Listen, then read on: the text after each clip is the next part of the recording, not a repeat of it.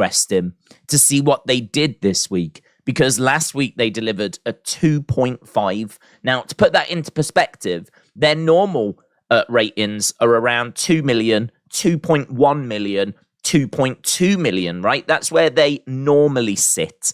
So for them to get 2.5 million is considerable. I think the last time they got a number bigger was at the end of last year when John Cena was on the show. And even then it was only 2.6 million, right? So there's been a few 2.5s. Obviously, the Bloodline story has been brilliant. So there's been a few 2.5s this year, but they are rare. And so we got another 2.5.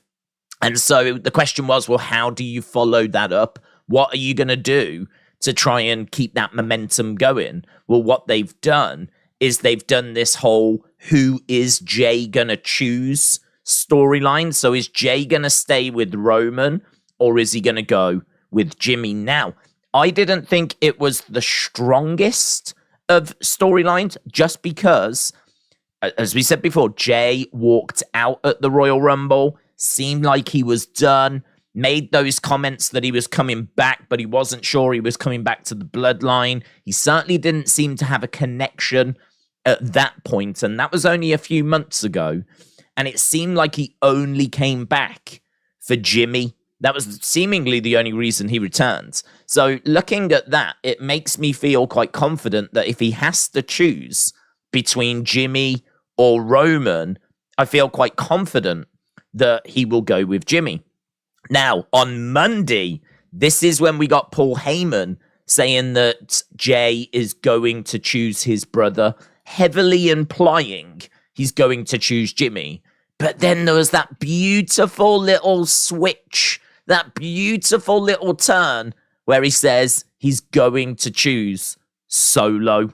And I love that line because it is true that Solo Sikoa is also Jey Uso's brother. He has got to choose between brothers. Now, a good point in the chat was made, you know, he's still going to choose Jimmy because that's his twin brother, and they've been the Usos together for so long. But the only little thing I would say is I do like the fact we are focusing on him having to choose between his brother and his brother, because I think if the option was his cousin who's been mistreating him or his brother, it's not much of an option, is it? So the fact that we've actually dialed into brother or brother, I think that's a really, really good way to take the story. I think it's probably the best way that you can take the story. So that's the choice he faces. I still feel really good he's going to choose Jimmy, right? But how we're going to get there is going to be a big part of the appeal. So tonight is very much about the Bloodline once again. It's got a bit of a juicy what's going to happen element, which is always great for ratings. Whether it'll do a 2.5, I really don't know. But I think the fact that this is a story and that story is continuing, plus also, you know, as wrestling fans, and certainly I'm very guilty of this, we can read very deeply into things because we are so invested and we watch every single week. So we know all the little looks and the little twists and the little turns. And so for us, it paints a certain picture. But if you're a casual fan that just dips in every now and again, you might not have those references. So for you, this could be a who's he going to choose? There could be people out there that are really like, well, I don't know. I don't know which way he's going to go. And so, again, you know, that could be a great boost to ratings. So really love what we're doing with the Bloodline story, even though I don't think this is the strongest part of it. And I have said that. I still think it's fine. I still think it's good. I still think it's got something. I still think it's intriguing. And that is very much the big headline highlight of the show tonight. There's other things for us to go through. There's Money in the Bank qualifying matches. There's an Asuka title belt presentation, which we need to talk about. Young Rock has been cancelled as well. So we need to talk about that because that was quite surprising, actually. But yeah, there's loads to go through, loads to talk about. Hence why I wanted to start earlier than usual, because it just feels like tonight feels like one of those nights where at the end of it, you're gonna feel like you've seen something significant. And I really love those shows. I really love those shows where at the end you feel like you've watched something worth watching. This is not a week. This is not a show that I think you really want to miss. I really don't think tonight is one of those that you're like, you know what? I'm going to have an early night. I'll just get the results tomorrow. I don't think this is that show. An Asuka title presentation. Are we getting a new belt? Are we getting a new championship? Are we getting rid of the SmackDown women's title? Are we going to bring in a completely new design? Or is it just going to be swapping of the belts like what we thought it was going to be? I don't know. I don't have the answer to that. All I know is that segment definitely feels like it's going to have a Plinth and Triple H involved in it. So that alone is worth sticking around for. And then we've got some interesting I think there's about 4 qualifying matches, which I love because that means pretty much every match tonight is going to have a reason, a purpose. Obviously, we'll get a much better idea as to what Money in the Bank's going to look like. We can go down what those matches are. And then again, the headline is all that Bloodline stuff as well. So, I mean, it is juicy. It is juicy. If you think about all the matches having purpose, an Asuka segment with a new title and a Bloodline story that will weave throughout the show, that is a juicy show, man. That is a juicy show. You ain't got to go back too long when we weren't getting anywhere near that from WWE. So I am excited tonight. I always like to be honest if I think a show's going to be good or if it's going to be a go home or, whatever it's going to be. My expectation is actually quite high, maybe too high. I do run the risk of being disappointed, but, I wanted to get going early, get your thoughts and get our teeth into it. Elfie, shout out to you, bud. Said it feels ages like I've been here. I've missed you guys and everyone. How is everyone? I think we're doing good. We're just kind of stumbling, rambling our way through the world of wrestling. So, it never ends. But, I think we're in a good place. But I hope you are well. You've been missed, of course. Can't believe Seth is champion. Yes. And Jimmy turned on Roman. Yeah, I mean, that was awesome. That was such a great moment. Jimmy turning on Roman. I mean, it came a little earlier than I thought we would get there. I think everyone thought we would get there, but wasn't convinced it was going to be on that show. And what a moment, man. What a moment. One of the best moments of the year. I would say that the Bloodline story this year has really delivered big moments in the first part of this year, much bigger than what we were getting at the first part of last year. I mean, honestly, I can't remember too many big moments at the start of last year. We had Heyman turn on Brock, which I suppose you could say was quite big, but he hadn't long left Roman, to be honest. I think he left Roman in December. He came back to him in January, but we got that. We got, do you remember Brock driving that truck through the SUV? We got that. That was in the build towards WrestleMania, I believe. And then, of course, after WrestleMania, that's when Sami starts joining. But things don't really get going till about July, August with Sami. Like the Usi segment and the T-shirt segment. They're actually quite late in the year. But the first part of last year, we weren't seeing stuff like we're seeing now. I feel like they really have turned things up on the Bloodline story compared to last year. So, honestly, if we get a full year of Bloodline, this could be the best year of the Bloodline story because we had all the great Sami stuff at the start of this year. And then we've had all the trouble with the Usos. Then we've had the Usos leaving. And we're only, in June? So we've still got 6 months to go. So if we can get a full year of Bloodline story, which is looking very unlikely because I can't imagine Usos are going to be sticking around. So I don't know. I don't know if Roman brings in some new people maybe, or I don't know what we do. Where we go after this Usos story is going to be very interesting because it feels to me like the Bloodline are done.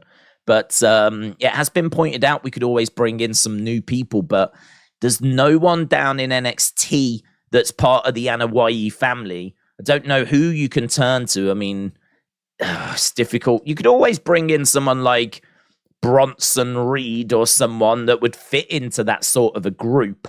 But I don't know that you would want to go that way. So that's been asked a few times. What do we do after the Usos story? because the feeling is we're going to get Usos against Roman and Solo. So that'll be the summer. Well, what do we do after that? It's a great question. I don't have the answer because I feel like, do you just run with Roman and Solo for a bit?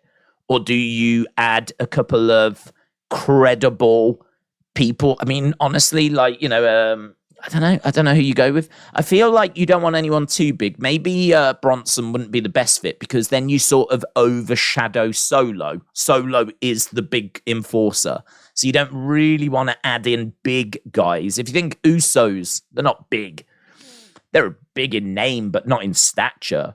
So I think what you want is like really a good, credible, smaller sort of tag team. In a way, you want someone a bit like, I don't know, grizzled young veterans, dyad, you know, a really good team that are on the smaller sides, ideally Samoan.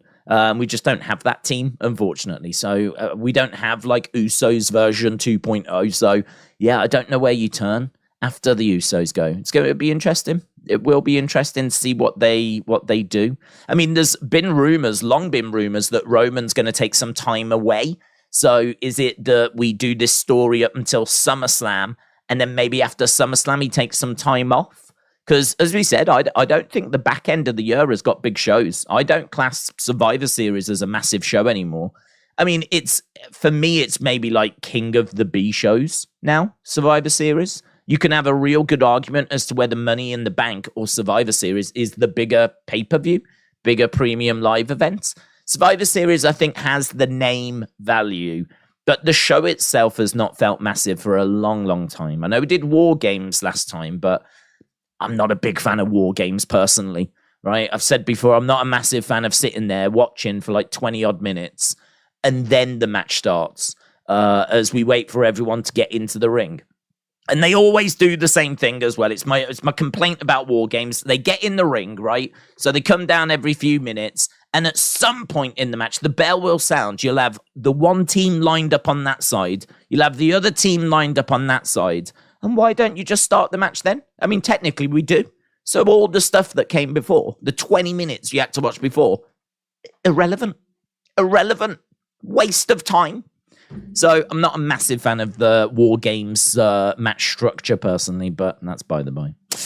It'll be interesting to see if they do that again this year, actually. Be interesting to see if they do War Games again. And what I will say is I think the Bloodline working together as a team, that was pretty cool. I will say that, but you know, there's other things we could have done. There's other ways we could have done it. Whether we do War Games at Survivor Series, I'm not sure. But again, even if we do, you can't have Bloodline in there because there is no Bloodline. Who are you going to have? Roman and Solo and Paul Heyman. So again, you know, what would we do? I don't even think they'd be involved unless they go and get, I don't know, Indus Shia to help them out or something, the Viking Raiders or whatever. It's going to be a bit weird, but yeah, this is what I'm saying. So much to talk about. Like, I feel like conversation just ping off because there's so much going on at the moment. So, yes, it was crazy, Alfie. It was crazy. I'm crazy for feeling. Aaron said, Days, hope you are well. Got Solo LA Knight shirts. Hope you're well. Got Solo LA Knight shirts. Very cool. Where did you get them from? WWE Shop. Euro Shop, I'm guessing. Very nice. I don't know that I've seen. Have I seen a Solo shirt? No, the LA Knight one. I think that's red with LA on the front. But I don't know that I've seen. I'm trying to think. What's the Solo one? I'm looking right now. Hang on. Give me a second. T-shirt. I hope you use code WWE Superstar to get an extra 20% off.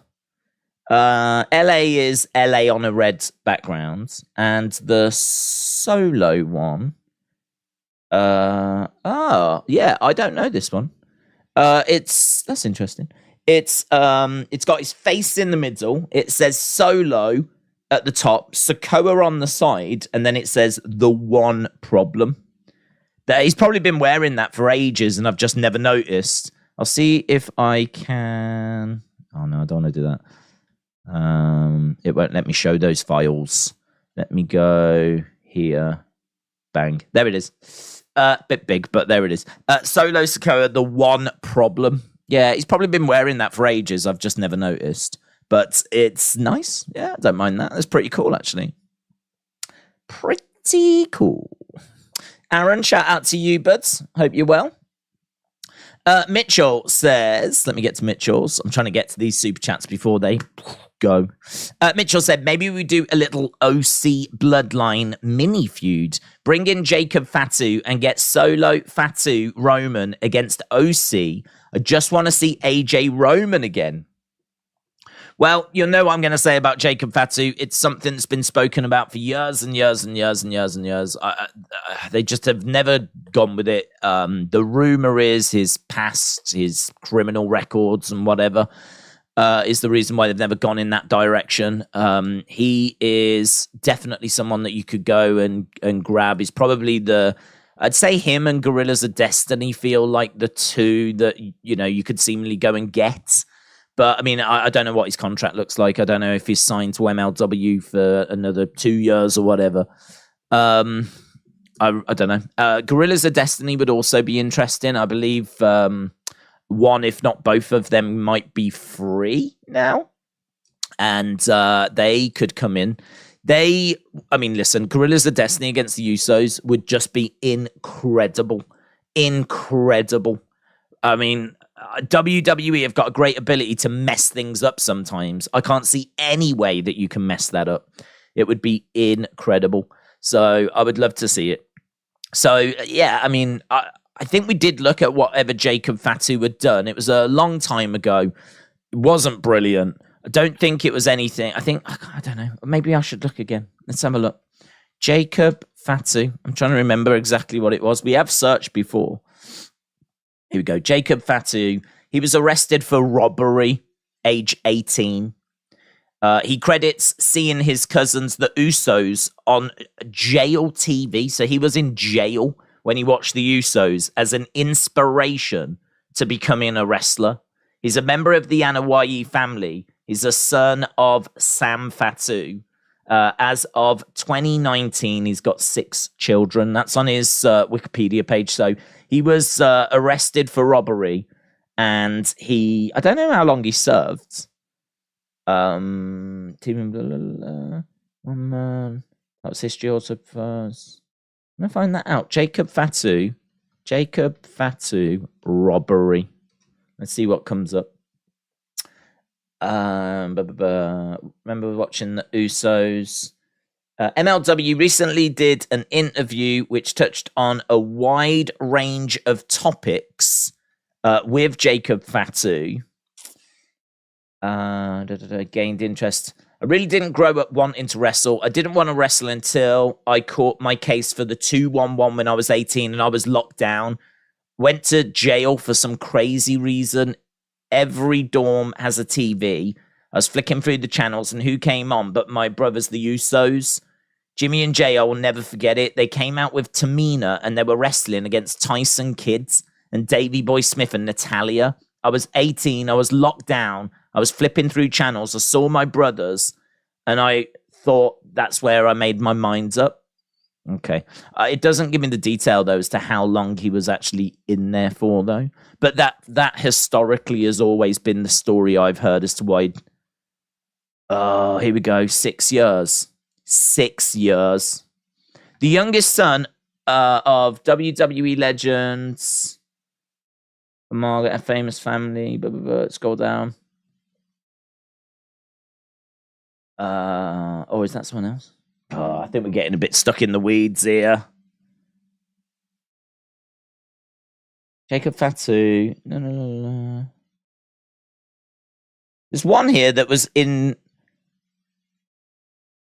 No, that's a different one. There's another one here. There's another Anoa'i that spent 6 years in prison. Well, I mean, what was that for? He wasn't able to wrestle or train. He'd spent 6 years in prison. Oh. This is the kind of stuff that ideally I would do off stream rather than trying to do it on stream. But yeah, I don't know how long he was actually in for. There's another one though that was Anoa'i that was in for 6 years. But yeah, we'll have to see. We'll have to see where it goes. It's hard to know what they'll do once the Usos go. Ozzy said, are we ready for Oliveira against Dariush tomorrow? Fireworks incoming. It's going to be a banger, man. It's going to be so good. I mean, to be honest, I'm more excited for that fight than I am for the main event. I think the main event, it should be Nunes. I mean, you could always get an upset, of course, but I don't know. It feels a little bit like Nunes started to coast. I mean, she had a baby. She had like kids, and I don't know if it just took a little bit of edge away from her. Only she knows if it did. But the fact she looked like a monster and unstoppable, and then she has a kid and she, loses the title. Granted, she got it back and she looked really good when she got it back. Was that the start of the decline? Or is that a warning sign of you've got to be committed to this? If you are going to be facing the best women's competitors in the world, you have got to be 100% on board and committed like you always have been. Only she knows the answer to that. So I think there's a bit of intrigue as to which way does it go. Is she going to look like the monster again tomorrow? Or is there a decline, right? Has she took her eye off the ball, or are her skills starting to dip? So I would say the main event has got that as an intrigue, but I still expect Amanda Nunes to have too much. In regards to the co-main event with Oliveira against Dariush has been told if he wins, he will be next for a title shot.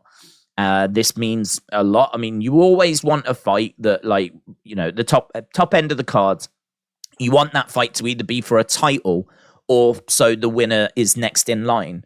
If Dariush wins, he is next for Islam Makhachev, which makes that fight well worth watching, doesn't it? I don't know what happens if Oliveira wins. I mean, if Oliveira wins, he's in the conversation. Whether they would put him next, I'm not sure, because there's a lot of challenges in that lightweight division. But Oliveira has got a very good reason to want the rematch. I like the fact we've not done the rematch straight away. I like the fact he's having to face someone else first. But if he does beat Dariush, and Dariush has been told you can have the rematch, you can have the fight for the title, then if Oliveira wins, maybe he should be next in line. So either way, plenty riding on the co-main, even though there's no title involved. And then you've got the main event, as we said, where we're going to find out if Amanda Nunes is still the woman or not. And that is coming up tomorrow, UFC 289, one of the big monthly pay-per-views. We did UFC last week. It was all right. It's pretty good, actually. Enjoyed it. And so tomorrow is going to be a lot of fun. So, yeah, it's going to be good. As you said, fireworks. Chris said it's Zilla Fatu, who trains in RO Dub. What did he do? He did a 6-year. Do we know what he did 6 years for? That article I read, I was quickly skimming through it, but it didn't mention what he'd done. Razzle Dazzle said, what do you foresee happening with the Bloodline later? How would you really like them to do with the storyline? So I think it feels like we're getting Usos leaving, and we're going to get Usos against Roman and Solo. And I could see the Usos doing what Sami has done to them, which is basically saying to Solo, why are you still with him? Everyone's left him. Why are you still standing by Roman?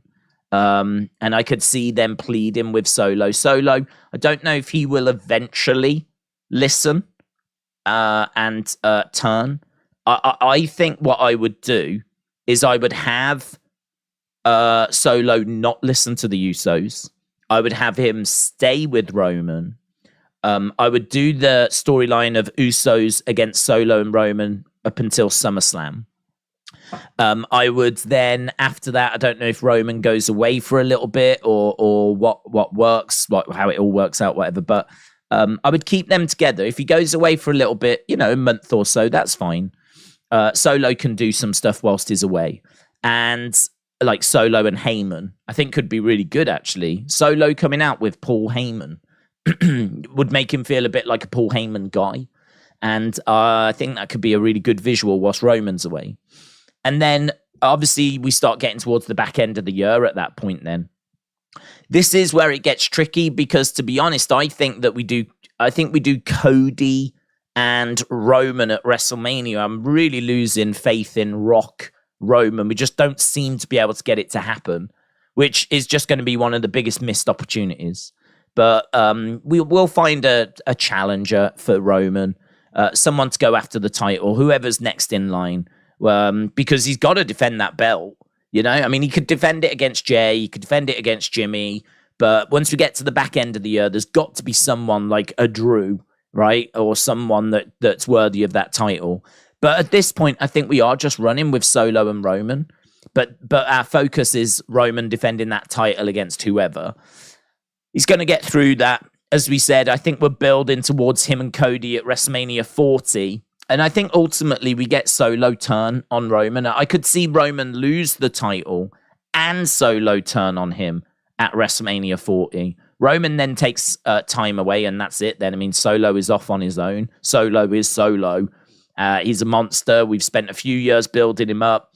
He's, I don't know that Heyman would stick with him. I think Heyman could end up going off. I really like the idea of Heyman returning with someone like Gable Steveson, because I don't think Stevenson's going to be able to talk because he's got no experience, but hopefully he's been learning wrestling. And I love the idea of Solo doing his own thing, being Solo, Roman coming back being on his own and angry about it, Heyman coming back with his own person now, someone else he's gone and found. I mean, could you imagine a triple threat between Solo, Roman, Gable Steveson, or whoever we give to Paul Heyman? But I mean, that for me would be like the middle of 2024. Like, that's the kind of thing that I could see potentially happening there. Usos at this point are off doing their own thing. I mean, they're out of it at this point. This is what I'm saying. I don't feel like, unless we're going to bring in the Gorillas of Destiny, which would really help strengthen the back end of this year, in all truth. Because then that would allow Roman to have, because he's got to defend that title against people on SmackDown. There's people that are going to become number one contenders, whatever. So he's got to defend at some point. So I think Roman does that at the back end of the year. But then that means that the Usos can feud with Gorillas of Destiny, which would just be amazing if we could make that work, make that happen.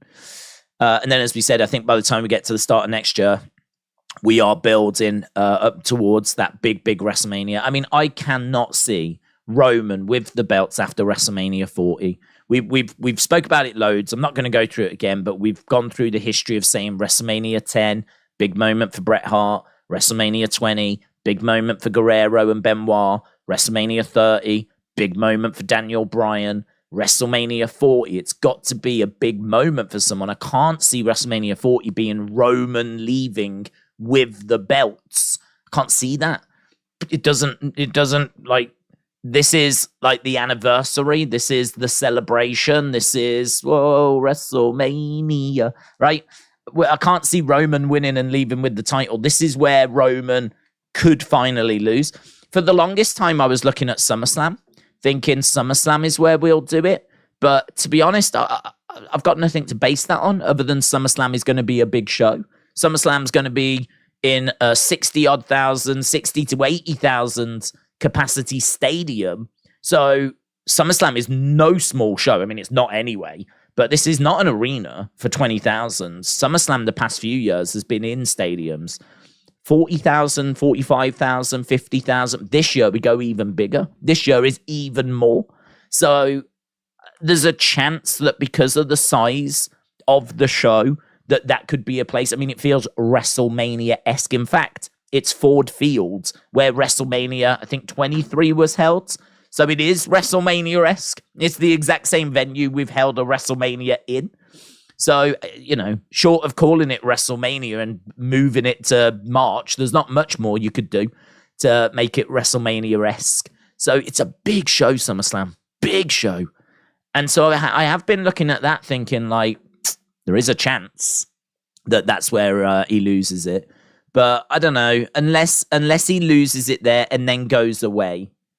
And then maybe we do Rock Roman next year. But as I said, I'm just losing faith in Rock versus Roman because it just felt like 39 in Hollywood was the place to do it. If you was going to do it. I mean, they knew it was coming. He knew it was coming.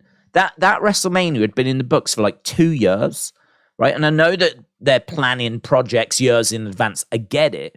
But, like, how long do they need to book a venue in advance in order to secure The Rock? Like, what, 5 years in advance? We need to know where the next 5 WrestleManias are. I mean, realistically, that should be enough time. And from what I heard, the rumors were that The Rock last year wasn't sure whether he would be free or not. And they were trying to do it, but they didn't know if he would be free or not. It's such a shame because, to be honest, Rock versus Roman at 39 would have been perfect, because I've always thought Roman would win that match, because Rock, he ain't sticking around. He ain't sticking around, so why put the belt on him? He doesn't need the belt. He's not going to be any bigger if he gets the belt. The Rock's as big as he'll ever be, and he's not staying around, so he's not going to be able to defend it. Do you really want The Rock to be the one that finally beat Roman Reigns? Why? Surely you want whoever beats Roman to still be around so that we can talk about it. Here's the guy that beat Roman after however many days it was. And for me, that would have been the perfect place to have done it, because for me, Roman wins that match for the reasons I just listed. And he did win anyway. And then that means that the Cody match still hasn't happened, and we could do it next year and Cody does win. So, it ticks the boxes. I mean, the way we're doing it is still okay. I think it was a downer, though. People were down on the fact that WrestleMania ended pretty flat. People, there aren't many people that love the way WrestleMania ended. So, there was a bit of a downer there. But, look, it is what it is. It was still, it's still hard times for Cody, isn't it? Cody's got to have his own hard times, has been pointed out by the chat. And so we're just making him work. In the words of Beyonce, we're making him work. I don't know if that's her song. But yeah, it's interesting as to where we go from here. There's so many different directions you could go. But as a rough template, that's the kind of thing I see. Matthew, shout out to you, bud. Matthew Harris, hope you're well, my friend. Said Days Theory versus Bray at SummerSlam. I really like that idea. Is there a rumor of that? I'm not sure. I like it. I think that's perfect. I'll tell you why. Because Theory is very arrogant, very up himself. I think he is someone that could throw himself into that world. You see, the thing is that Theory lost to Pat. Right now, I'm not a fan of Pat at all, as people know, and I'm really not a fan of celebrities coming in and beating the wrestlers. And so for me, he's still sort of at that point. I mean, he's changed a little bit, but he's not like really advanced to the point where he's now untouchable. He's not. We haven't really got to the point with Austin Theory where putting him in a feud with Bray would seem weird. For example, I'll give you a good example. Brock. I can totally understand why Brock did not want to do the feud with Bray. You cannot envisage, or I can't envisage, Brock being intimidated by the spookiness of Bray. I can't see it. Brock is former UFC heavyweight champion. He's, done all these very real accomplishments.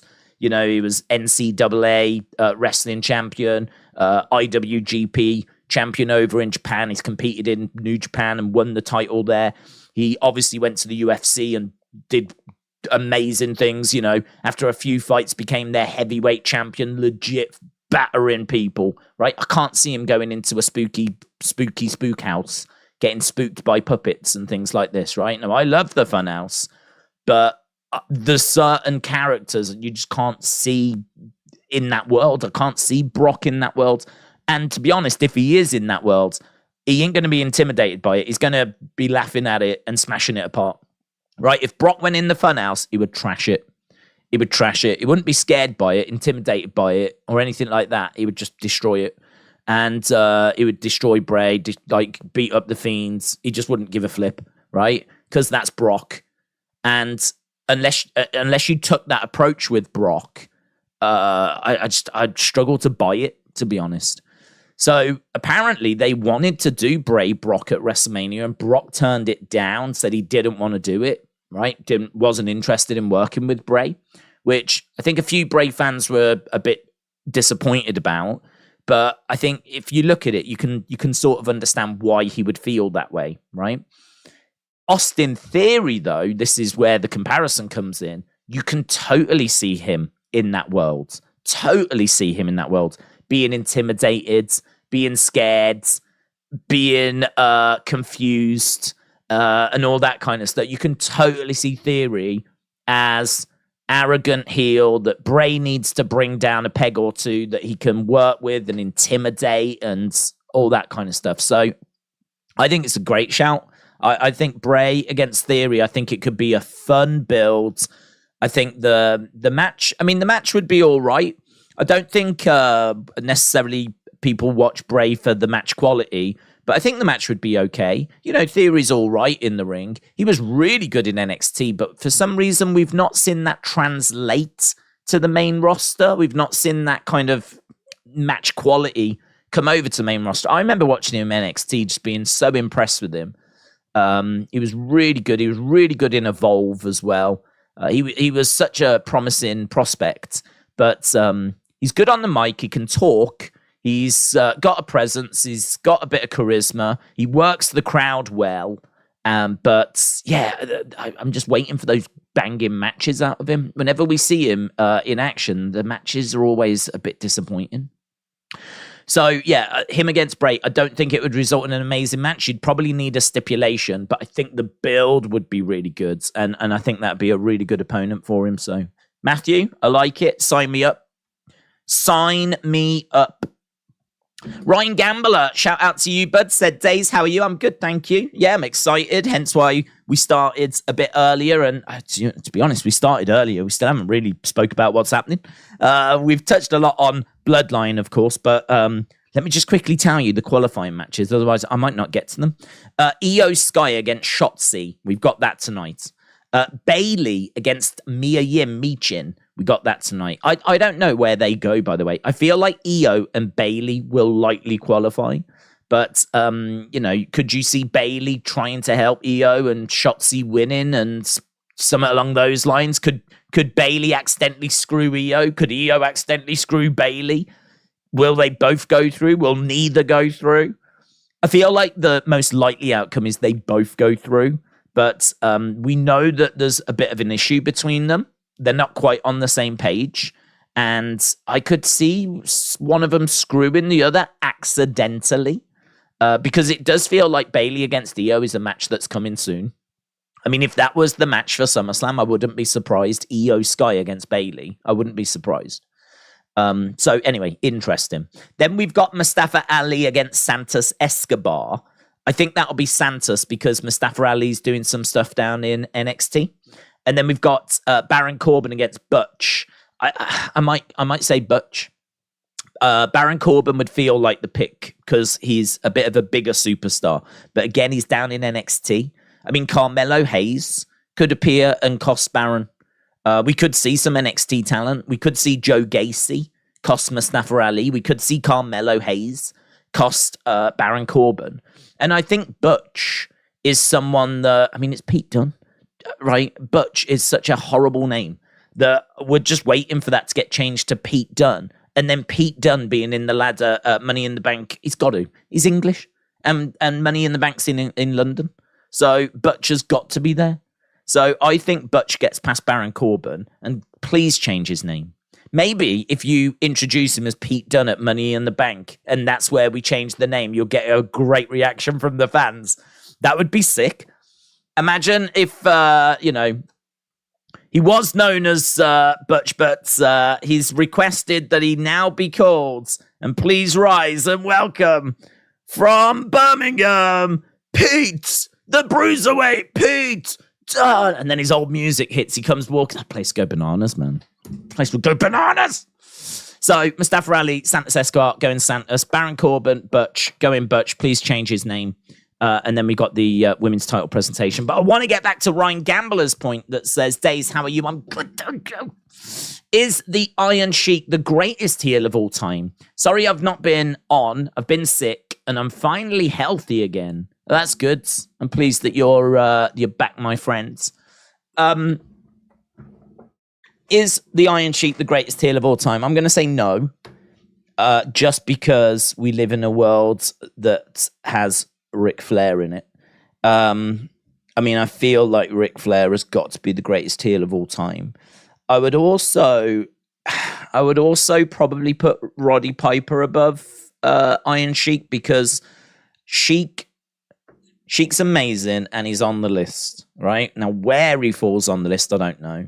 Top 20, I think there's a good chance. Top 10, maybe. We could have an interesting conversation about it.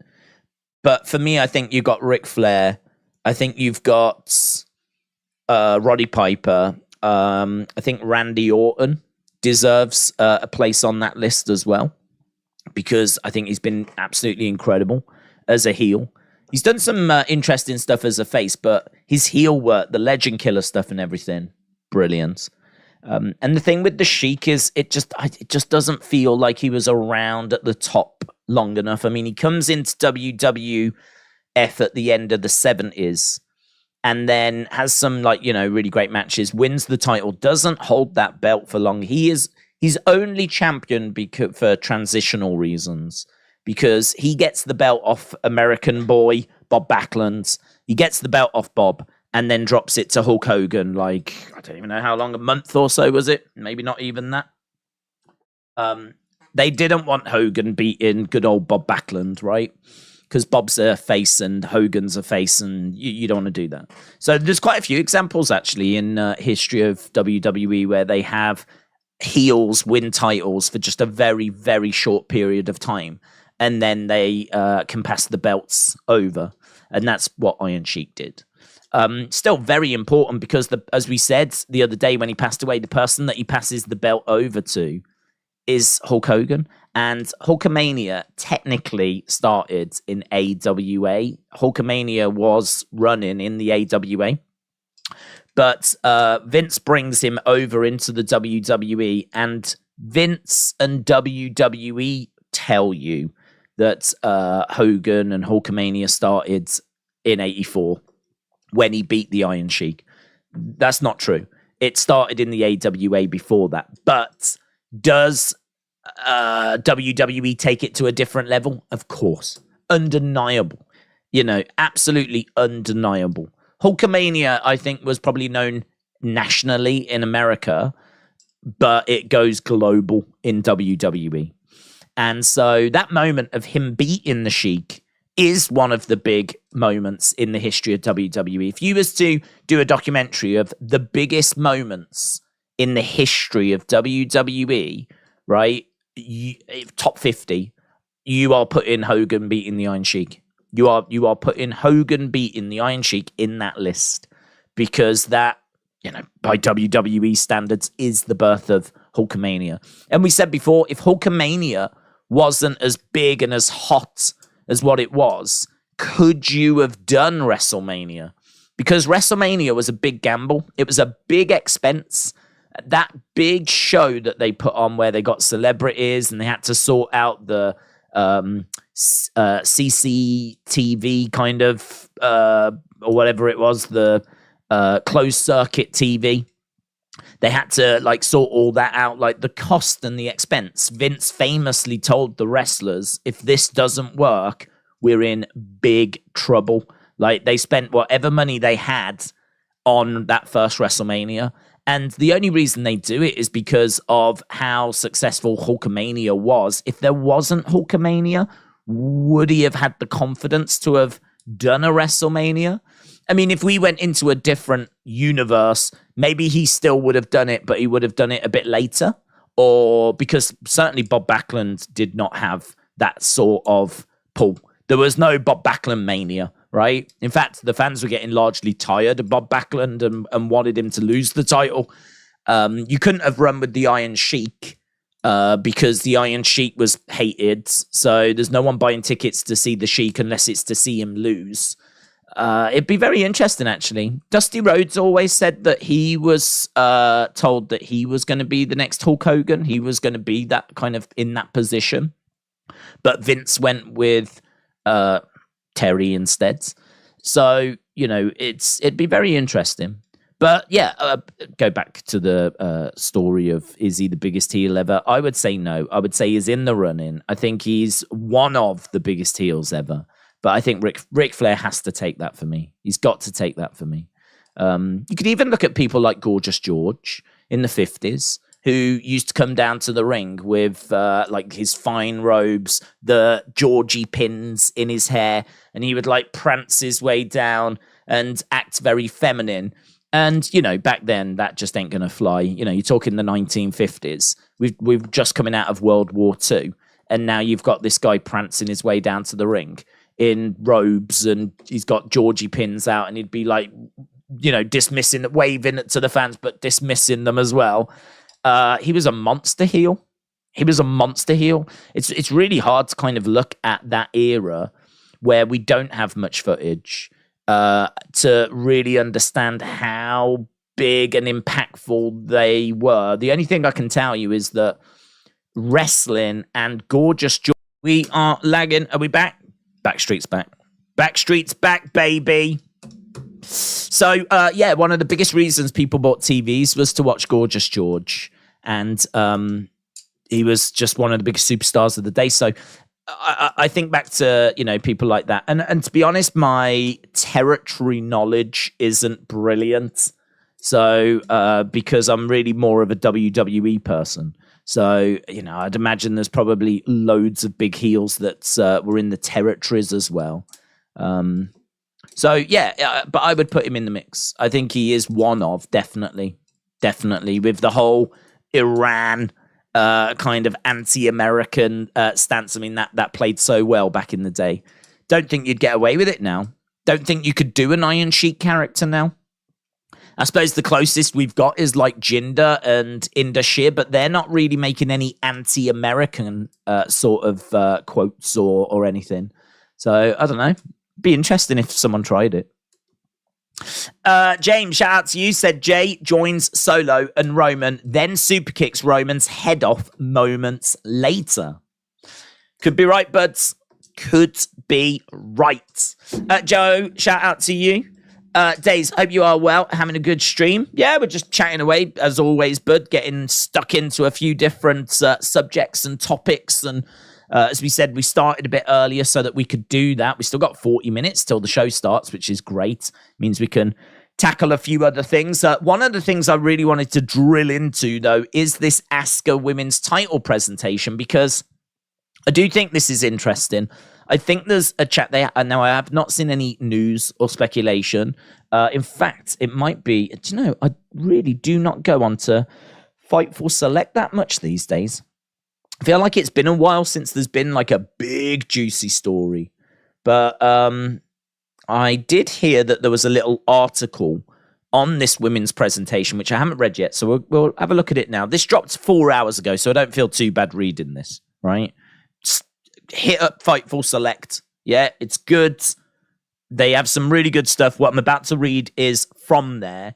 Think about subscribing to them. Yeah, it's a Patreon thing that Fightful do. So this is more on the WWE women's title situation. Let's see what they got to say. Asuka is getting a championship presentation tonight. In the tweet promoting the presentation, WWE called it the WWE Women's Championship as opposed to the Raw Women's Championship. When we reached out to WWE sources, we were told this wasn't an accident, and some clarity on the situation will be provided tonight. Listen, that makes it seem like there is a WWE Women's Championship that drops tonight, right? That hopefully results in a new belt, because we don't need this one with a red background if we're dropping the Raw from it, right? Could you just reword the belt? Sure, but we don't need to. So we've got a chance to change the title here. So we're told that we should get clarity tonight. The source confirmed that there have been conversations on how to simplify the title belts appearing on different brands that they get assigned to. We've been told that the decision to have that happen occurred after Ronda made it clear she would rather compete in the tag division. This changed WrestleMania plans. We've heard that updated title belts were discussed. We can confirm that Charlotte is traveling to Iowa for SmackDown, but don't know if she's set to be on the show. Well, I mean, Charlotte would make sense, because Asuka is on SmackDown. So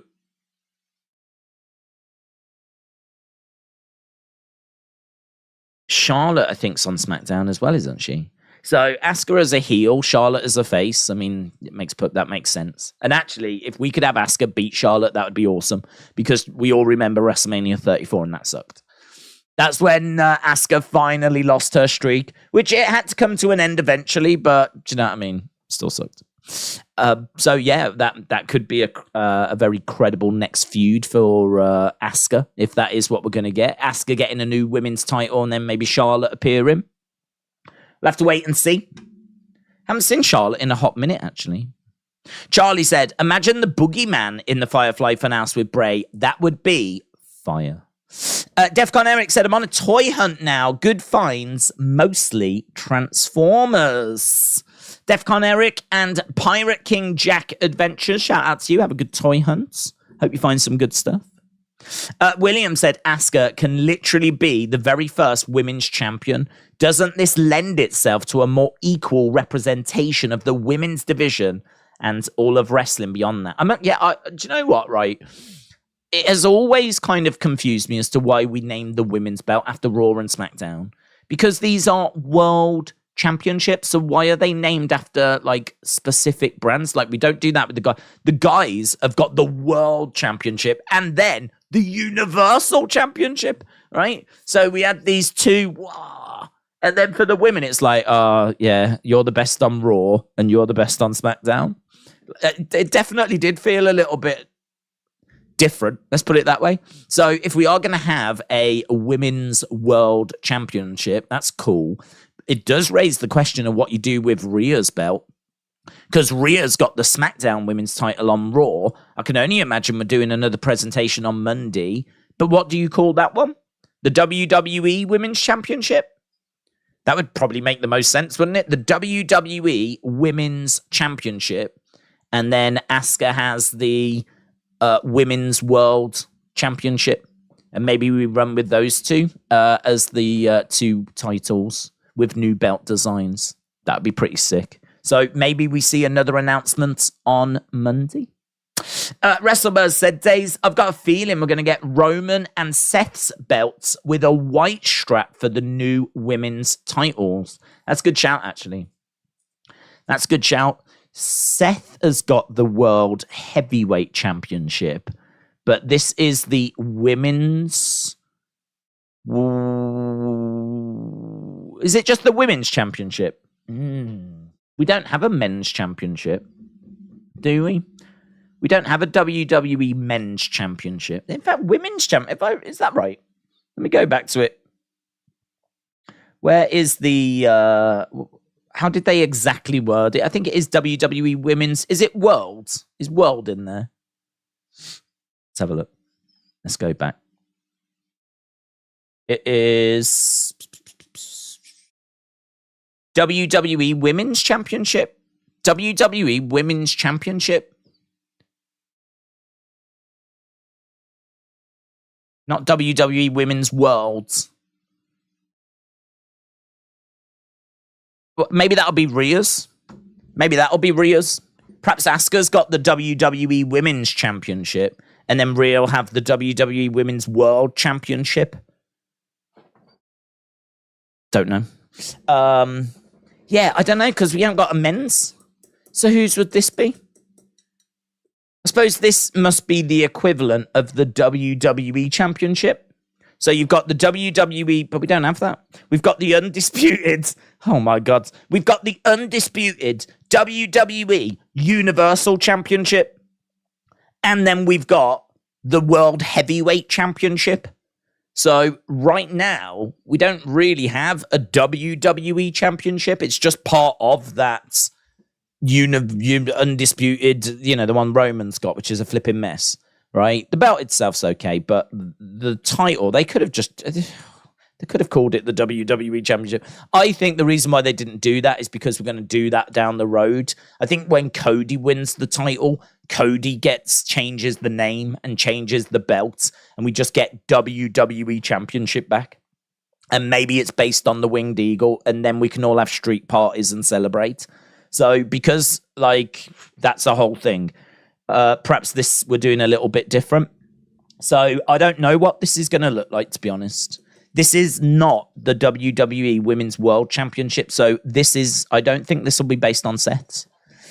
Don't think this will be based on Seth's. Seth's got the World Heavyweight Championship. If this was the Women's World Heavyweight Championship, then I would say, yes, this will be Seth's on a white strap. But because this is the WWE Women's Championship, I don't know what to expect. I don't know what this thing's going to look like. I am officially excited. That's all you need to know. I am officially excited. I think we're going to get a new belt here. I think we're all in the same boat. I think we're all expecting something interesting. If they unveil this title and it's the exact same belt, but just with on a black strap or something, I'm going to riot. I will riot. We will have a one-person riot right here, right? They cannot do that to me again. They cannot get my hopes up, get me all excited. I'm so easily excitable. They can't get me excited and then just unveil another bland championship, right? This thing needs to be good. It needs to be sexy. I need to want to sleep with it, right? Give me something good tonight. Give me a good, sexy-looking championship tonight. Something I've not seen before. Show me the 2023 equivalent of the Winged Eagle tonight. You've got it in you, Triple H. You've got it in you. Give me something good. Give me something good. That's what I'm looking for. If they unveil it and it's just the flipping same, but just a slightly different color. So, WrestleBuzz, I agree. I think on Monday, Rhea could have the WWE Women's World Championship, and that one could look the same as Seth's, but on a white strap. This one is the Women's Championship. We don't really, this would be the one Roman's got, and the one that Roman's got looks exactly the same. So unless we're just going to keep the belt the same, but it's just going to be, you know what I mean, just a different color scheme. Maybe white with a gold background. Oh, it's going to be that, isn't it? Oh my God, it's going to be that. It's going to be a white strap. It's going to be exactly the same as it is. And it's going to have a gold background, just like Roman's belt. That's what we're going to do. I will riot. I will actually riot. In fact, I'll get up. I'll book a flight. I'll go to Connecticut. I'll storm into the head offices. I'll go up to Vince McMahon. I'll slap him in the face. Right? I'll do that. I will do that for you because we deserve the modern equivalent of the Winged Eagle. If this thing is white strap with a big W on the front and it's got a gold background, I swear to God. No QR codes. I don't think there'll be any QR codes on the belt, no. Who do you think will be the best option to win the men's Money in the Bank ladder match? To be honest, I think there's so many options. Because I think you've got so many people that haven't held a world title in so long because of Roman that you're just drowning in options. You've just got options everywhere. You could go with an established name, someone like Kevin Owens, who hasn't held a world title for years. You could go with Kevin Owens. People love him. He's credible. Him with the briefcase. This is going to be my time. I'm going to finally do it. I've been cheated again and again after facing Roman. Well, I'm not going to be denied anymore. People would get behind that. So I feel like Kevin Owens is a good shout. I feel like Sami Zayn, who came so close in Montreal, he's someone that just might never be world champion. I mean, as we're sat here right now, he might never, ever be world champion. I would love to see Sami get that Money in the Bank. I would love to see him get it because I think for Sami, just get it. It's not the same as Cody. I think with Cody, he's got the weight of his family on his shoulders. Like, he's got his dad trying and failing. He's got his brother who had a hell of a career in WWE but was never world champion. He's got his own history where Cody tried and never got close to being world champion. So he's got all that weight on his shoulders. I don't feel like the first time a Rhodes becomes a WWE world champion should be as a result of a cheeky cash-in. I feel like they've climbed this mountain. They're near the top of it. Don't take a shortcut now. Don't take a shortcut now. It's fine if you're at the bottom of the mountain to take a shortcut, right? I can understand that. Like for Sami, who might never ever be champion, if he needs to take a shortcut, cash in at an opportune moment, then so be it. Liv Morgan, for example, she'd not had many opportunities. She was not she's not a consistent main eventer for WWE. So for her to become champ, she's got to take a shortcut. And she did. She cashed in that same night, cashed in on Ronda, became world champion, right? So, and I can understand that, right? I can understand Liv doing it. I can understand that Sami's going to have to do it. I wouldn't do it with Cody. As I said, I think Cody is a main eventer now. He is a main eventer. I mean, he's in a massive program with Brock, and he won the Rumble, and he main evented WrestleMania. He is a main eventer now. And like, for me, he will get another shot at the title, and he can just win it there. He doesn't need money in the bank, and it's not how he should win the title. So definitely not Cody for me. Definitely not Cody. But I feel like Kevin Owens is someone that's main evented some shows, but he's come up short time after time after time. And even so, like, I don't even know if he's going to be in any main events going forwards. There's a good chance he could win that world title from Seth, though. You know, now Seth's got that world title. Him against Kevin, you could absolutely do. So, you know, maybe you could make an argument, he'll get a title shot anyway. He doesn't need it. Maybe you could make that argument with Sami. I'm not sure. But either way, if either of them won, I really wouldn't mind. Shinsuke, I mean, think about how big Shinsuke was in Japan. Huge. Right? Then came to NXT, did really well, was NXT champion. He's never won a world title on the main roster. And not only that, he's rarely competed for one. He had a little feud with AJ. But outside of that, we've done next to nothing with Shinsuke. If Shinsuke wins the briefcase and cashes in and becomes world champion, that does make him a bigger star. That does help him. And it does make him a bigger deal. Now, you can make the argument we've missed the boat on that, but have we? Or could we pull the trigger and give Shinsuke a go and see what happens? So, you know, you could go that way. Heel Drew, I think, would be very interesting as well. Heel Drew with that briefcase, that could be fun. A lot of people would like to see LA Knight get it. LA Knight is nowhere near the main event picture at the moment. If LA Knight got it, then him taking a shortcut to the title, I could understand. That to me falls in the same bracket as Liv, falls in the same bracket as when we put it on Otis, falls in the same bracket as when Theory won it. Theory, I think, will go on to compete for world titles, but he's not there yet. So him getting Money in the Bank was a shortcut. That would be LA Knight, so LA Knight would make sense. So you could go that way as well. You could, this is the one, I mean, you could put it on Logan. Let's be honest. You could. Should they? God, no. Right? For me and my taste and who I am as a person, an upstanding citizen just wants the world to be a better place. That's all I want. That's all I want. Just a simple guy. I just want the world to be a nice place where we all get along. Yeah, that's all I want. So for me, do I want Logan to win? God, no. God, no. That goes against everything I stand for. So but does it make sense? It does, because can you imagine Logan doing his podcast with that Money in the Bank briefcase behind him every week? Just subtly promoting WWE, occasionally getting mentioned. Every time a show comes up, they're asking him, are you going to cash in? And he's like, I'm thinking about it. And it's just constantly keeping WWE being mentioned. Of course, there'll be times where he cashes in and fails. The clips of that will play out on social media. It means that he can have a title match. It means that he can cash in at an opportune moment. It might also mean that he wins the title without actually legitimately going toe-to-toe and beating someone. It's a way of making Logan champion in maybe the least offensive way possible, right? because there's always if I don't know, Seth was better prepared.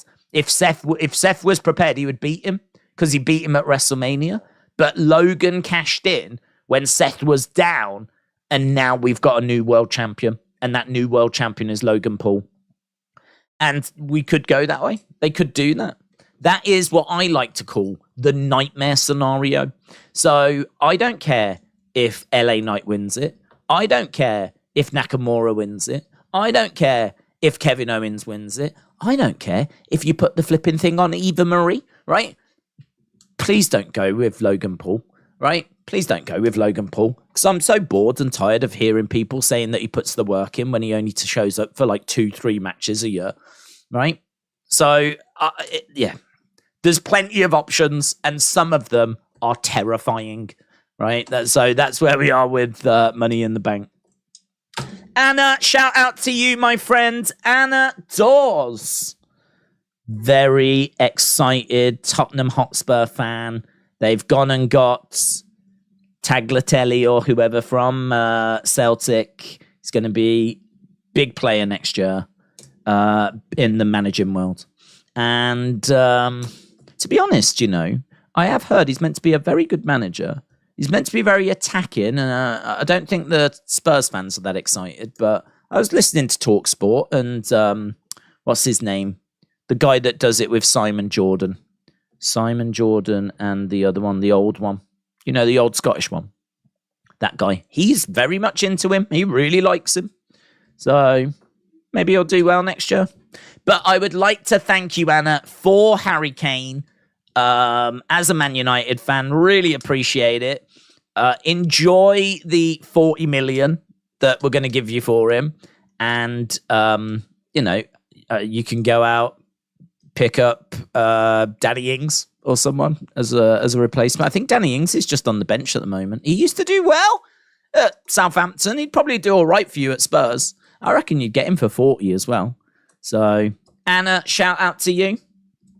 Anna says, fast forward an hour when we see a generic belt with a white strap and a big dub in the middle. I will be drinking in Daisy's tears. Chef kiss. Still love you, hun.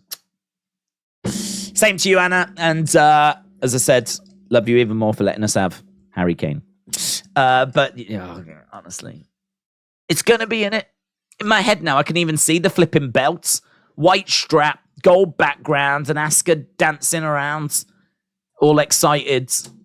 I mean, I must say, the one that Roman's got is probably the best of the three. Like, of the blue universal one, the one on the black strap, the new one is probably the best of the three. That might only be because it's new. But I think on his black tracksuits, it popped and it looked like better of the three. But it's still not the Winged Eagle, is it? It's still not the Winged Eagle. It's still not quite where I think we would, or what we would be looking for. The general reaction to it was one, I think, of disappointment online, because people were hoping for that next step. I'm just looking at it now, actually. They're showing a replay of last week's SmackDown and him being awarded it. So I am actually seeing it in front of me right now. And as I said, I think of the three, it looks probably the best. But, yeah, look, we've got an opportunity to give the women their own, like, Winged Eagle, sort of really detailed, lovely kind of, you know, design. And it's probably just going to be this flipping easy way out in it. Easy way out. The Beach Kevin said, how do you think Liv would do as a heel? How would Liv do as a heel? She would do all right. I think she'd do all right. I think she would be interesting to see her be a bit more vicious. She did lean into that after she lost the title. Do you remember she like started to get extreme, started to jump off, and I felt that was working actually with the fans. There's not really someone that's doing that at the moment. There's not really like a Darby Allin type. Now, you don't want to go as far as Darby Allin, but, you know, someone that is willing to grab a load of chairs, stack them up in the ring and plant someone onto them. Someone that's willing to grab a table, set it up on the outside and splash someone through it. Someone that's willing to just attack and brawl backstage out the blue, which we saw her do against Sonya for a few weeks. Like, I don't know. I don't know why we didn't keep that up. I don't know why we didn't keep pursuing that and start putting Liv in more extreme stipulation matches and have her lean into that sort of thing. Maybe she wasn't enjoying it. Perhaps that's not her as a person. I genuinely, I don't know. I don't know why we didn't continue going down that road. Because I mean, that wasn't necessarily her being a heel, but that did feel more like her just not caring, just not giving a flip about anything, her well-being or anything. And it was kind of cool. I thought it was cool. And I would definitely have explored that a bit more. Her being like a heel, I think Liv, right, works really well in a faction. I think she works well in a faction. I think on her own, she has got limitations in the sense of her match quality is okay. Her promos are not the strongest. And I sort of feel like she is a reliable person, middle of the card. That's kind of how she feels. And that's sort of where she's placed. And I know there's a lot of Liv fans that want her to be multiple time world champion and all this kind of stuff. I don't know that her skill set is strong enough for that. I think that she's improved a lot in ring. I think her match quality, it's fine. I can't tell you any 5-star Liv Morgan matches though. But then how many opportunities has she had to give 5-star matches? You know, I look at like what Rhea and Charlotte did. I look at what Bianca and Becky did. You know, I look at those kinds of matches. Honestly, even Ronda against Charlotte at Backlash last year, that kind of street fight brawl, I thought was great. I really enjoyed it. So, you know, I think there's been some really good women's matches in recent years. And I just can't quite give you any examples of like really great Liv Morgan ones. So I feel like she needs to be in a faction, or she needs a bit of an edge, or there's something that's missing with Liv. There's something that's missing with Liv. She absolutely deserves to be on the main roster. Absolutely. I don't think that she's not good enough. I don't think she needs to get fired or anything like this. She absolutely deserves to be on the roster. But the question is, at the moment, she's a mid-card. I think even Liv fans would agree she's mid-card, right? Because she's not consistent. She's not like competing for titles at WrestleMania, right? She's not at the top of the card. She's not Bianca. She's not Asuka. She's not Charlotte, right? She had a little run with the belt last year, and then that's it. I mean, she's been doing like tag stuff now, tag champ, whatever, right? She's been in like some tag teams. So if we are in agreement, she's a mid card or in the middle of the card. The question has to be, how do you get her to that next stage? How do you get her to take that next step towards being in the main event? She's young. She's got plenty of time ahead of her. She's still a great prospect for the future, but it does feel like there's something missing. It does feel like there's something that's still not quite right. I feel like trying her being a bit more extreme or switching her heel or something along those lines might do it, because there is something missing with Liv. And her promos, as we said, are just not the strongest. I think we need to do something soon as well. I think we need to do something soon. Otherwise, we just run the risk of another year just drifting us by. So I would like to see us do something there, turn a heel or do something. Because I think she's got a chance of putting in those 5-star matches. She has shown great improvement. If you compare the Liv that first came up, the Riot squads, to the Liv that we have now, imagine if you asked that version of Liv to have a singles match and compare what she was doing then to what she can do now, how much cleaner and tighter and how much more advanced her moveset is now compared to that Liv that came up. Like, I think we can agree she is drastically improved. I don't see any reason why that improvement won't continue. And I can't see any reason why she can't be putting on consistently great matches.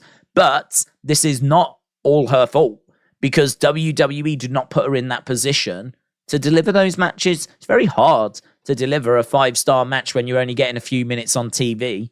What are you meant to do there? Do you know what I mean? Like, you really need to be in, like, say, the opening match, which tends to get quite a bit of time, or the main event, which gets quite a bit of time. Sometimes if you're, say, Gunter, because they know that you can deliver great matches, you'll get a bit of time in the middle of the cards. But usually the sort of matches Liv's been involved with recently are just tag matches that, you know, are just fast-paced and your typical sort of tag encounters. It's very hard for her to show much there. So I do feel a bit sorry for her at the moment. She's just a bit lost in the shuffle. Maybe a heel turn would shake things up a little bit. But people know, my feelings are, if you do a heel turn, you have to commit to that for like 3-4 years. Because for me, you should only change face heel a few times in your career. It's the biggest thing you can do. It's kind of like we've tried everything. We don't know which way to go. And so we're going to give this a go. And we're going to try and see if we can run with like a switch here and see if that'll shake things up. But really, you need to have exhausted a lot of other ideas before. And I think we have. So this is why I'm all right with doing it. But yeah, it's something that I would be down for trying, but you shouldn't take it lightly. It's not like we turn a heel this show and then she goes back to being face next year. You've got to commit to running with this for the foreseeable future. So, The Beach Kevin, shout out to you, buds. Count Up, shout out to you, said women's title isn't the only new belt tonight. Okay. What have you heard? What's the word on the street then, Cal? Who else would have a new belt tonight? Don't think Roman's going to have a new belt after having a new belt last week. Tag belts? New tag belts? New tag belts have been rumored for so long. So long. I mean, I can't imagine we're going to change the United States Championship. That's only a few years old. Although, if we did change it, I wouldn't be sad. To be honest, I wouldn't. I really wouldn't introduce multiple new belts on the same show. I feel like new belts are somewhat quite special and exciting. Do it next week. Unless there's a reason as to why we're putting them all into the same show. But it'd be better if they spaced it.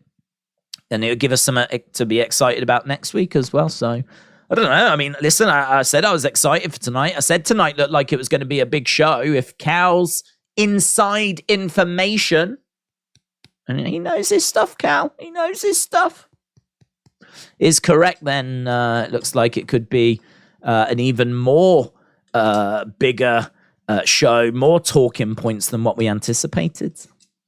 Defcon Eric and Pirate King Jack Adventures said, successful. 5 new Transformers have joined the toy war. Let's go. Aiden said, if I was to play football professionally, would you watch every game that I play in? No. Trini, shout out to you, said, rumored to be getting a new women's championship. Trini, Keisha, Black Barbie. Really thought you would have changed that name by now. Roman is goated, said, Days, it is rumored that they will unify the NXT and women's tag titles. Okay. That's a bit of a shame. Why are we doing that? Don't know how I feel about that. You see, I think women's tag titles serve a great purpose because they are the mid-card belts. So we don't have Intercontinental women's belt. We don't have a United States women's belt. We could always introduce them. But it sort of feels like you've got 4 women that are battling over these 2 belts, but it's just we put them in the same match. See, women's wrestling is a bit controversial because there's plenty of people that make the argument that women's wrestling is not as popular as men's wrestling. I honestly don't know the truth there. It's so difficult because it's all mixed into the shows that unless you're going to look at the breakdowns of like, you know, the different segments and see if there's little drop-offs or whatever and look at YouTube views and everything, which I don't do.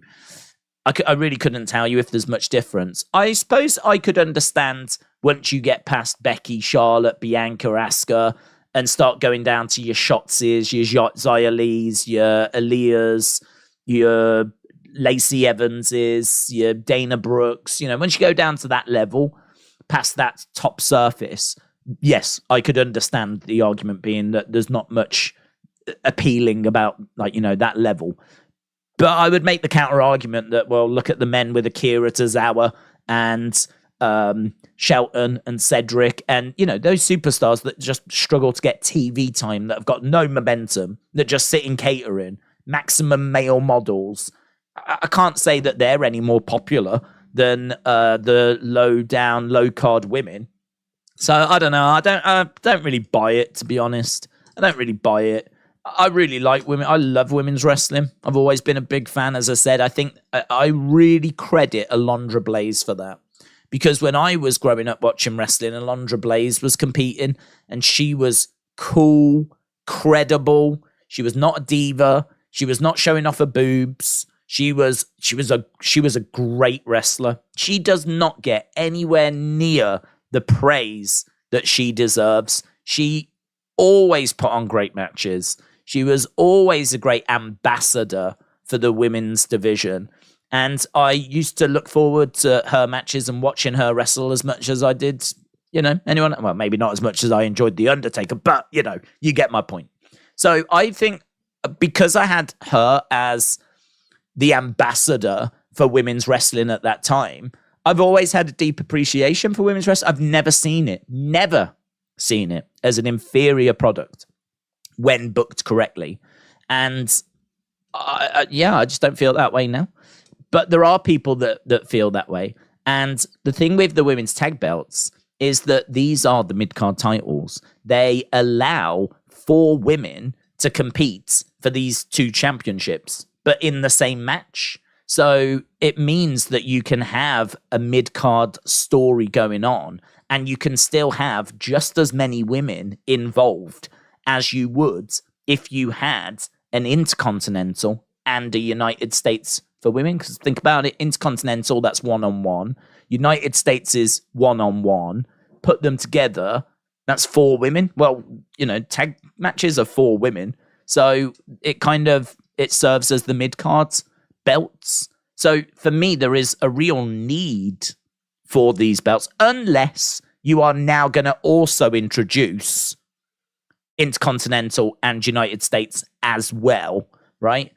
But I haven't heard any talk that they're going to do that for the women.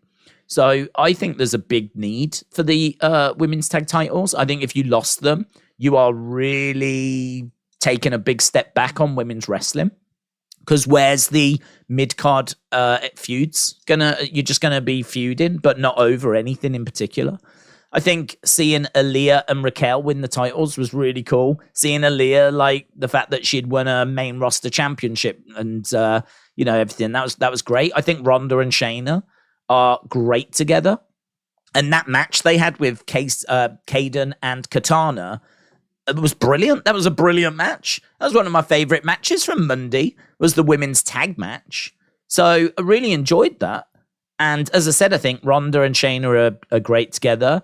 I think Raquel has been great in that division. She's been champ with Aaliyah. She's been champ with Liv.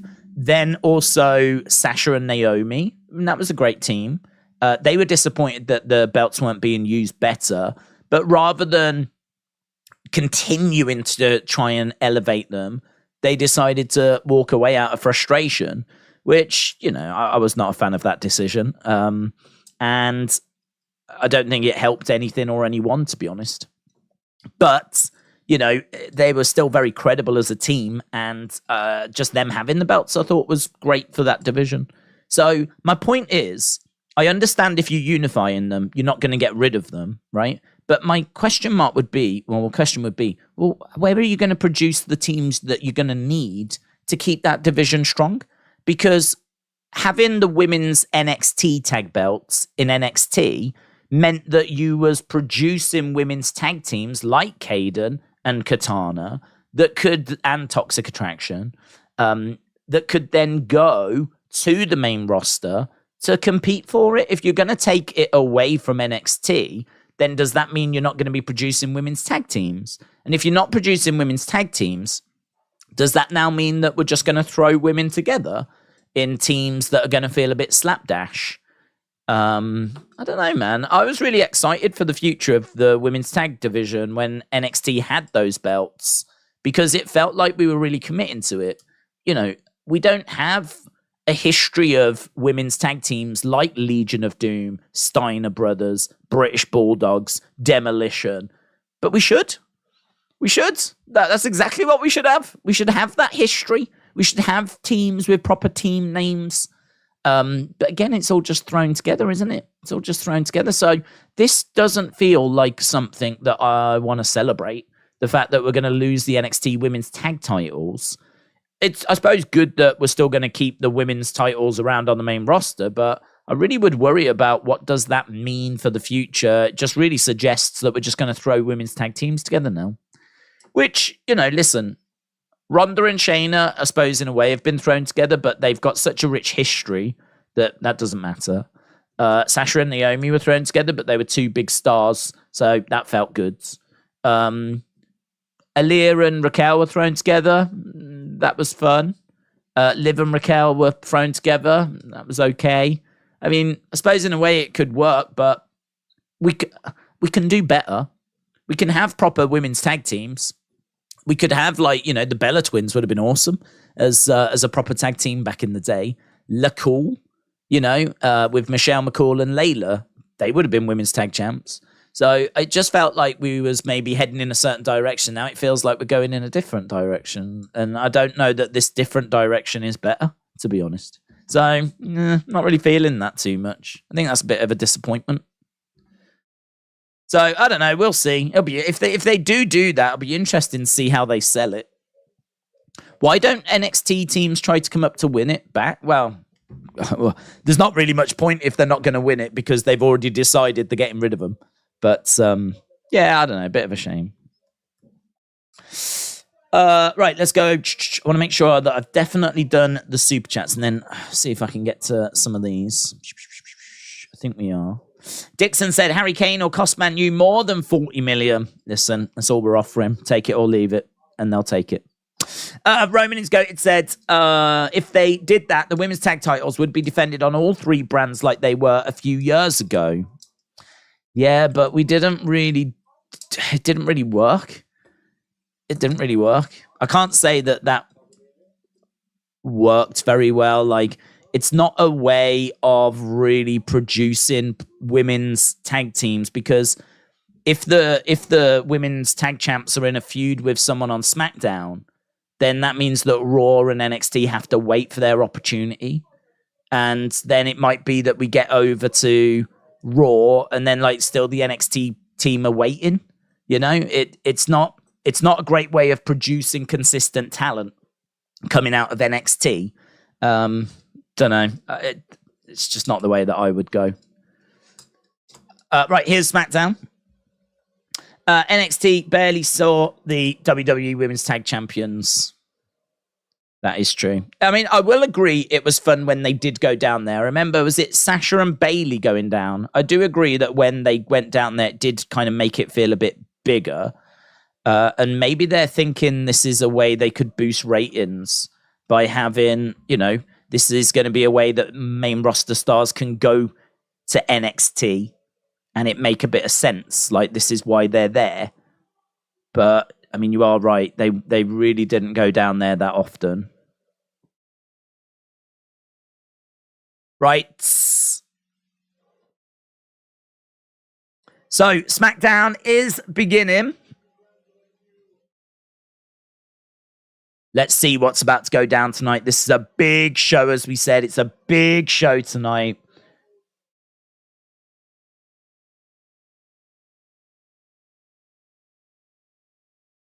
So, they're just going over Triple H unveiling that championship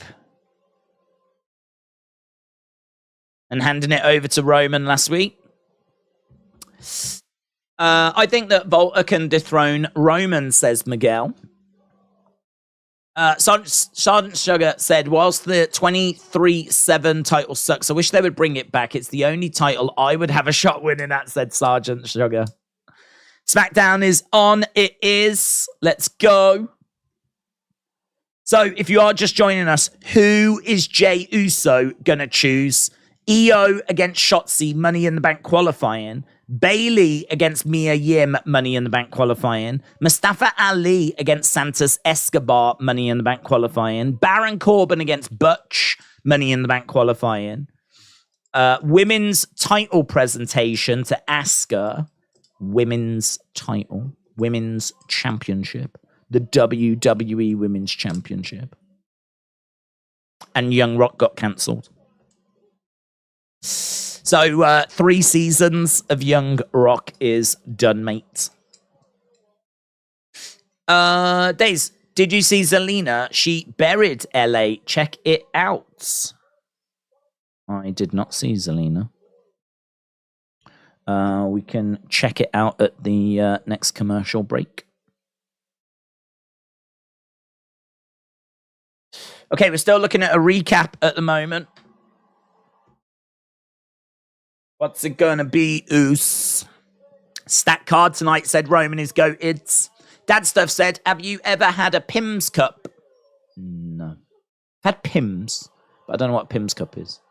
I went to a festival once, and there was a big double-decker bus, like an old London bus, that had been painted, I think, purple, and it had Pimm's written. Oh, might have been a burgundy, actually. And it had, like, the Pimm's logo and everything on. And they'd cut out the side, and it was like a bar. And there was like a little garden in front of it. They'd put some like little fence in, some little tables and everything. It's nice. And they would sell in like Pimm's. So I thought I'd try one, 'cause never really had Pimm's.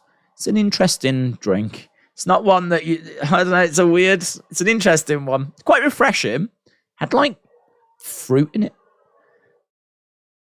I think cucumber might have been in there. I was a bit freaked out. So yeah, it was interesting, but it's not something that I don't know, man. Maybe if I went to the tennis, I don't know. But I ain't drinking Pimm's at home, I can tell you that much. I don't know that anyone is. Shout out to all the Pimm's drinkers. Okay, we've got Solo Sikoa's music playing. What's going on here? We are in Des Moines. Solo making his way out. Is he on his own? Solo and Heyman. There's an acknowledge Asuka sign. Solo in the ring.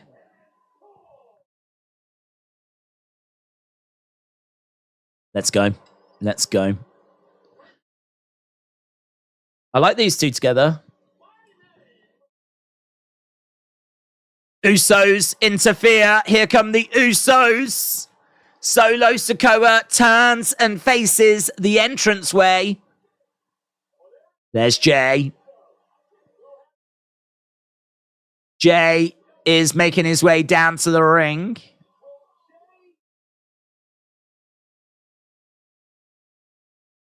So Jey Uso making his way down to the ring. There's no sign of Jimmy. It's just Jey on his own.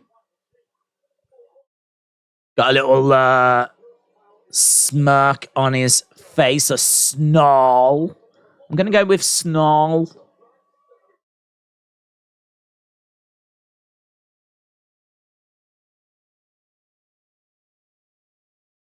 Solo is staring at Jey as Jey walks around the outside of the ring. He goes over, he gets a microphone. So Solo, Heyman in the ring, Jey Uso about to step inside with a microphone. No sign of Jimmy. Jey steps in. Let's go. Let's go. Let's go. What's he going to say? How can you make me choose? Uso chants. Jey pacing around back and forth, staring at Solo.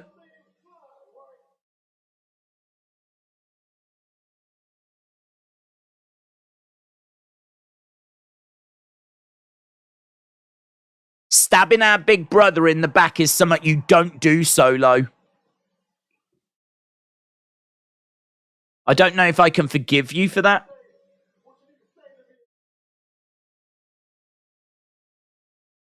I don't know if I can forgive you. But that, of course, last week solo. Samoan spiked Jimmy.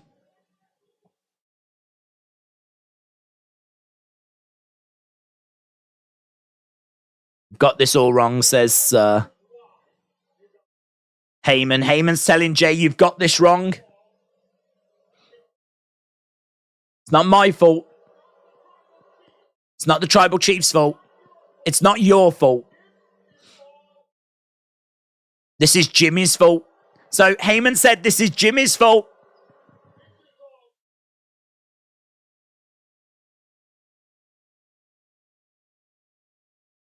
Jimmy made up his own mind.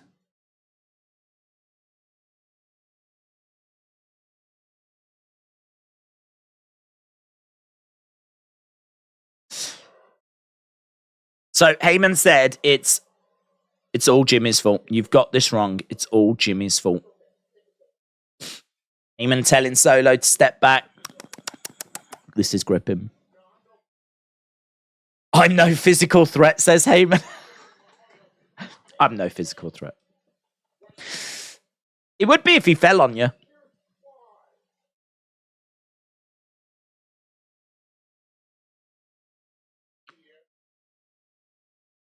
When Jimmy kicked the Tribal Chief at Night of Champions, did he ask you in advance?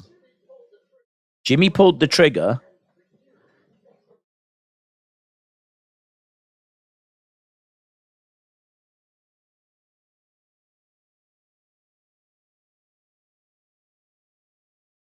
Jimmy's always resented you.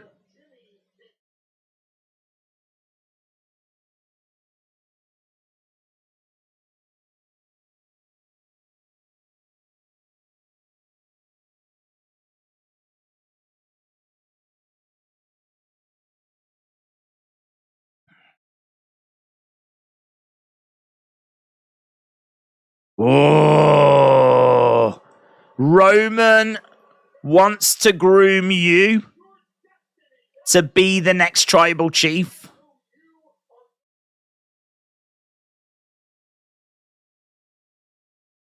It was never going to be Jimmy, and Jimmy knows it.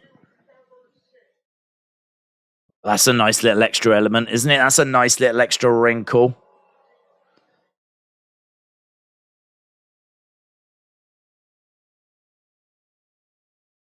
They're booing because they don't know the truth. I'll prove the truth.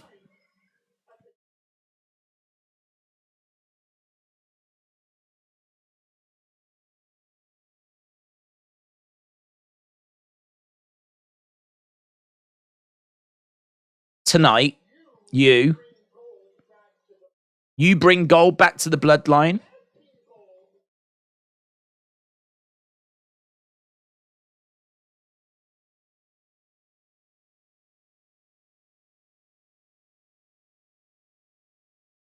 There's no tag team known as the Usos in WWE because of Jimmy.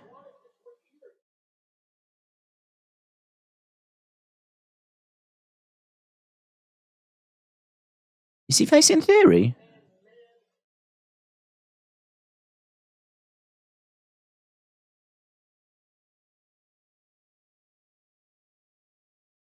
Yeah. So we're going to be getting...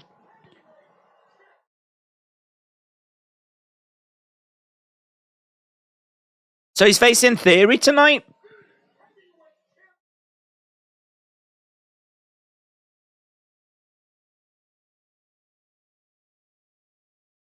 Oh, this is very interesting. I didn't know. I still don't, but they had to make me believe that Jey really had a decision to make. And I think this segment has definitely helped that. Because not only now is he having to choose between Jimmy and his other brother Solo, and Solo obviously had attacked Jimmy last week. That was going to be hard to forgive. But now he's got this added element of like, you are the chosen one. You are the next Tribal Chief. And to prove it, we've arranged for a title match for you.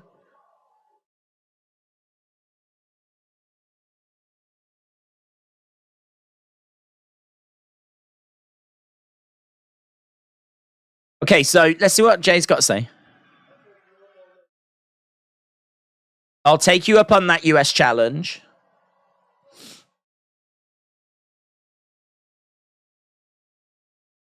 We have a deal. Heyman's got his hand out. Jey looks at it.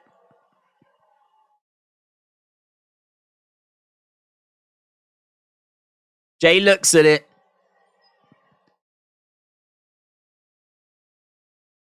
Heyman's got his hand out. If Jey shakes the hand, that's him basically saying, I'm going to bring gold back to the bloodline. Crowd are saying no. Crowd are saying no. We've got no chance. Big no chance. I'll get back to you on that. Yeah! So Heyman sticks his hand out. Jey said, I'll get back to you on that. That's a nice moment. That's a nice moment. I'll take your US challenge, but I'll get back to you on that. That's a nice segment, man. That's a nice segment. I'm looking for reasons as to why he would choose to get with the bloodline again. It just doesn't feel like that's a direction that he should go in or will go in. But, you know, they've put a few things there. You know, on the old scales of which way should he go, we've put a few more weights.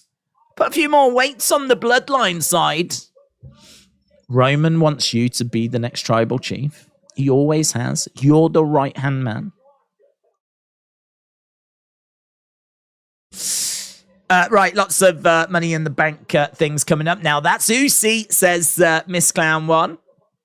Let's get it, Oos, said NYC Man O War. Thanishan said, I think Theory wins. Lone Star Friend said Jey versus A-Town. It's nice. It's a good little match, isn't it, actually? Ryan said Jey should have a good solo run. Right, coming up next, Santos Escobar. Looks like he's wearing Ultimate Warrior attire. Some tassels on the boots. We've got Warrior-esque green trunks. Days, with this being the GOAT storyline, are you ready to put Roman on Mount Rushmore?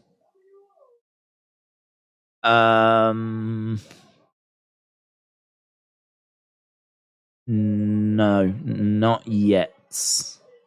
I mean, I feel like you've got to put Hogan. You've got to put Stone Colds.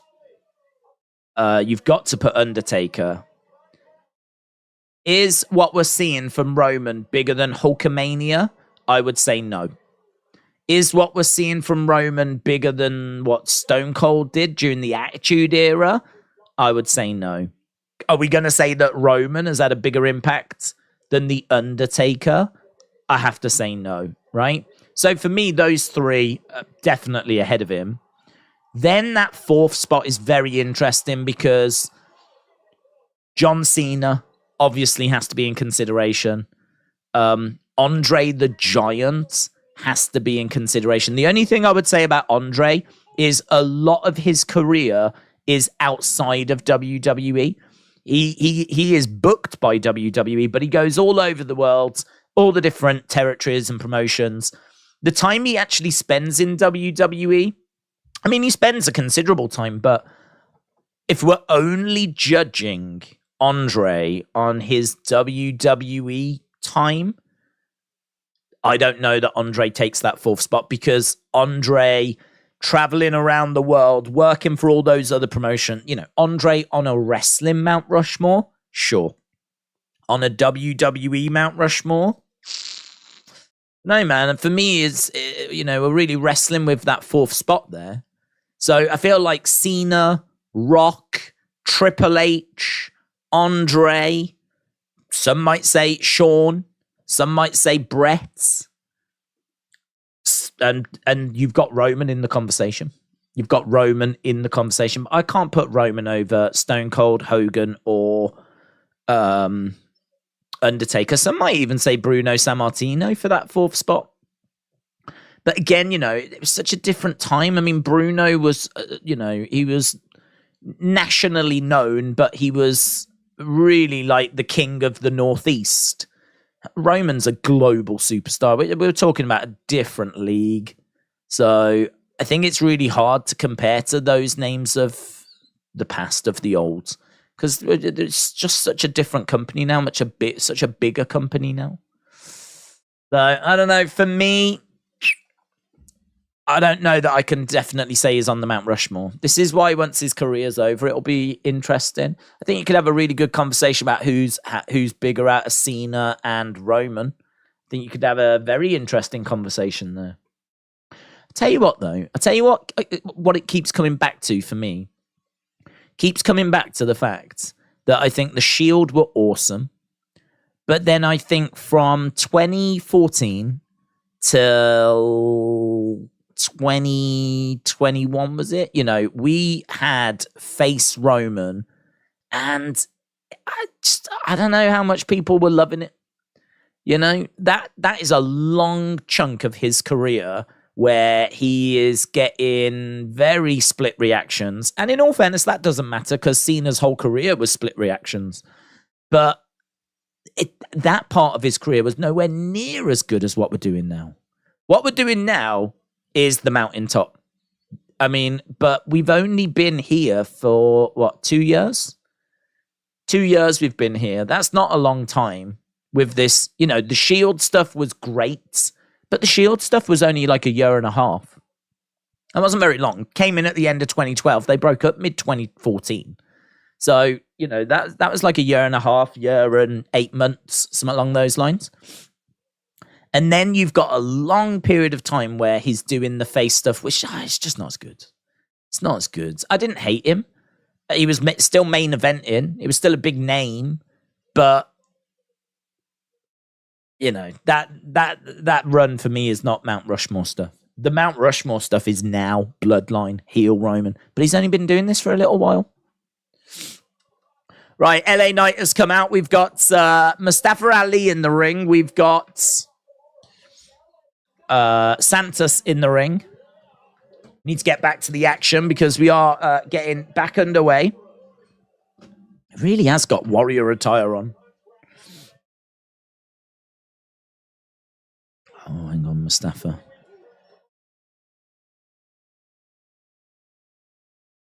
Okay, Bella's gone. Santos said it's going to be me. And we are underway. So, LA Knight has jumped onto commentary.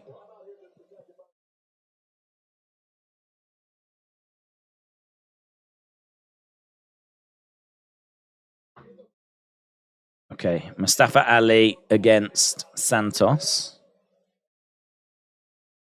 LA Knight on commentary, and Ray is at ringside.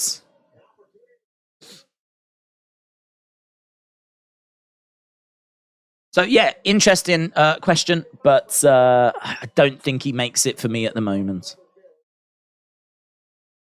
Cynthia, shout out to you, said Heyman is setting up Jey.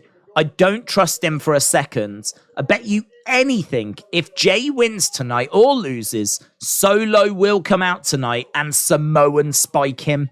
Jimmy will come in and save Jey.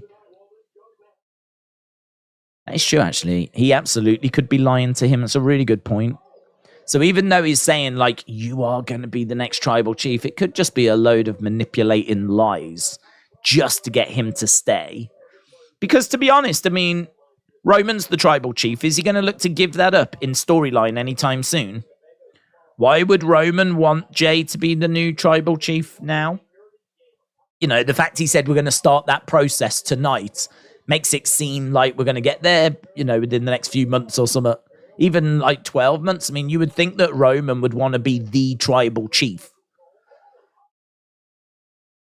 Or for the rest of his career.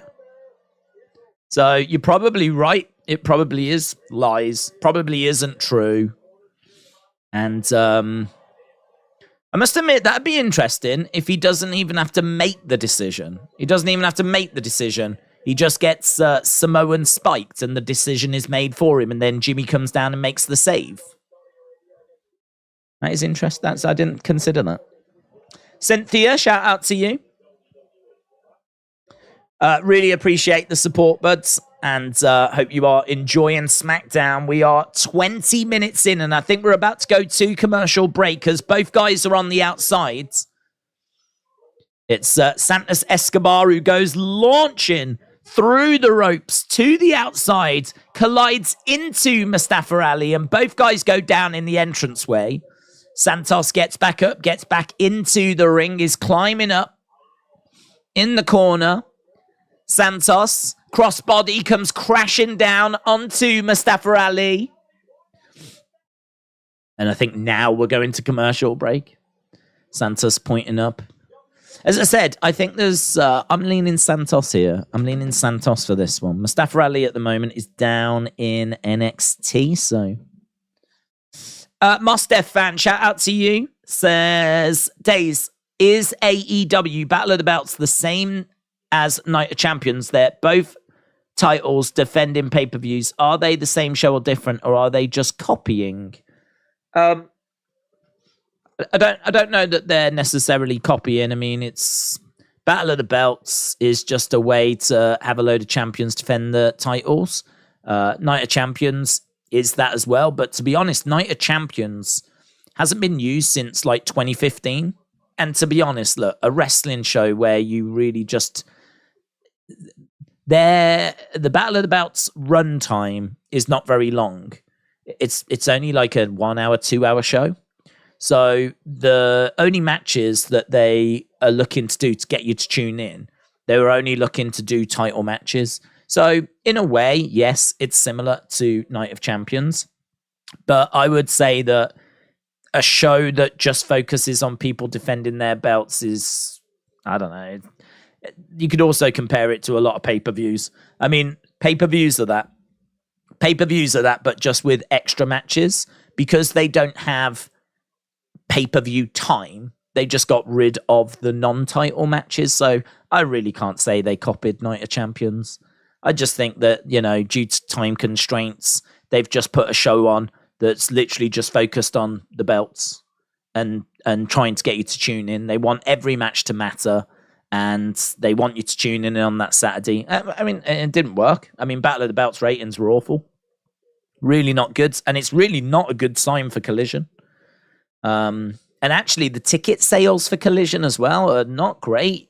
I saw a report that apparently they've shifted like 700 tickets for the June 29th show or something. June 26th. It's, apparently Chicago's doing well, as you would imagine. They want to turn out to see Punk. But after that, it doesn't seem like the demand is really there at the moment. So I don't know. I don't know how Collision's going to go or what the future's going to look like for AEW. Really, one of the only bright spots they've got at the moment is that Wembley show. That, you know, if you used to take that Wembley show out of the equation, things wouldn't be looking brilliant for AEW. They have picked up a couple of 900,000 ratings, though. So, you know, there's some green shoots there, in honesty. So, past couple of weeks, I think they did 920-odd thousand. I think this week was 900,000. So, as you said, you know, there's a couple of green shoots there. But, yeah, I don't know. I wouldn't say Battle of the Belts is a rip on Night of Champions. You can certainly see the similarities, but for me, you could make the argument just as much that this is just a pay-per-view with time constraints, which means they just focus on the title matches and not on anything else.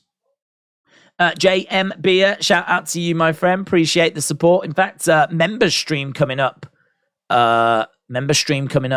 This week. We was meant to do one yesterday, but I was in London yesterday, so that was not POS. So thinking about it, I probably could have done one in the warehouse. I'm sure they wouldn't have minded, but I didn't have my laptop or anything. But had I have planned in advance, I could have probably done a member stream. Should have done a member stream in that kind of a location.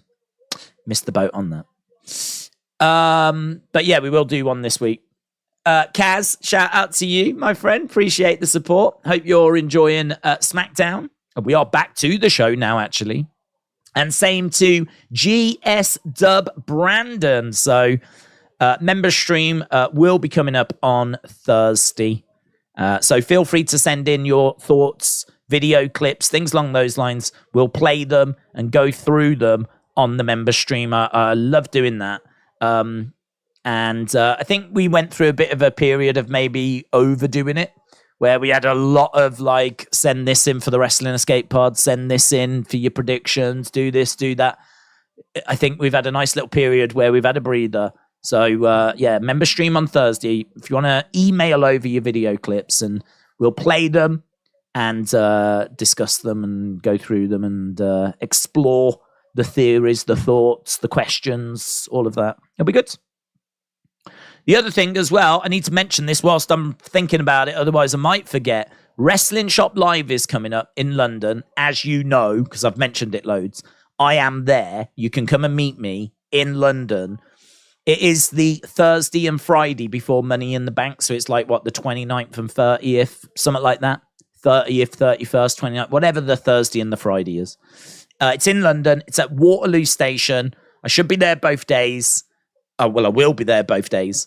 And it's going to be good. I am hearing rumors that they're trying to get a legend, a wrestler, to actually attend as well. But nothing's been confirmed. Nothing's been announced. But I was with them yesterday. They are trying to work on something. And ideally, they would like someone that's got a figure that's coming out as well. So obviously, it makes sense you could get the figure signed. So that's what they're looking at. So, and Mattel are there, so you can talk to Mattel directly about figures you want. 2, 3. Santos gets it, man. Santos was up in the corner. That was nice, actually. This match was just rumbling along in the background.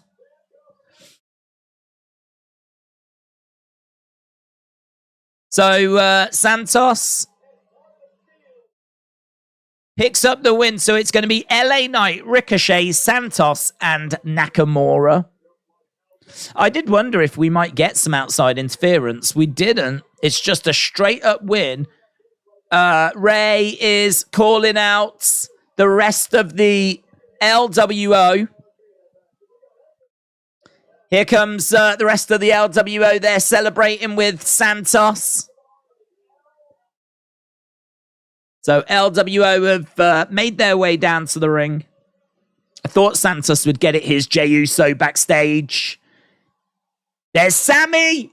Sami. Here's Sami. Pretty big night for you tonight, Jey.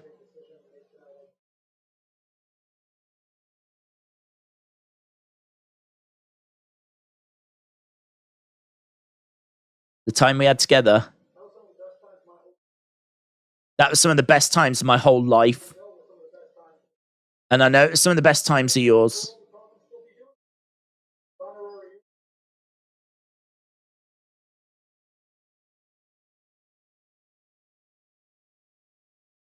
Making you laugh even when you try not to.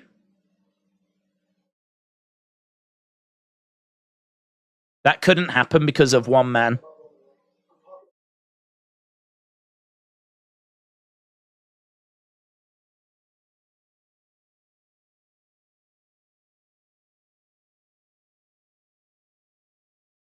So he said that couldn't continue.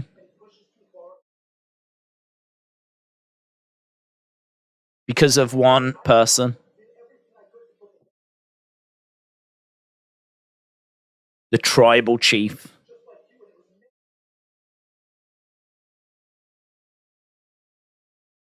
I was constantly pushed. My loyalty was constantly tested. And that's what he's doing to you. Big choice to make. It's such a great segment.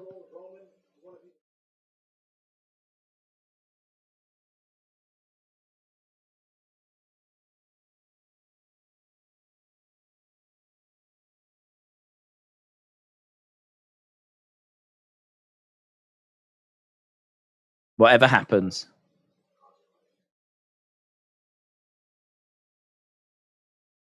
It means no more Jimmy and Jey. It means no more Usos.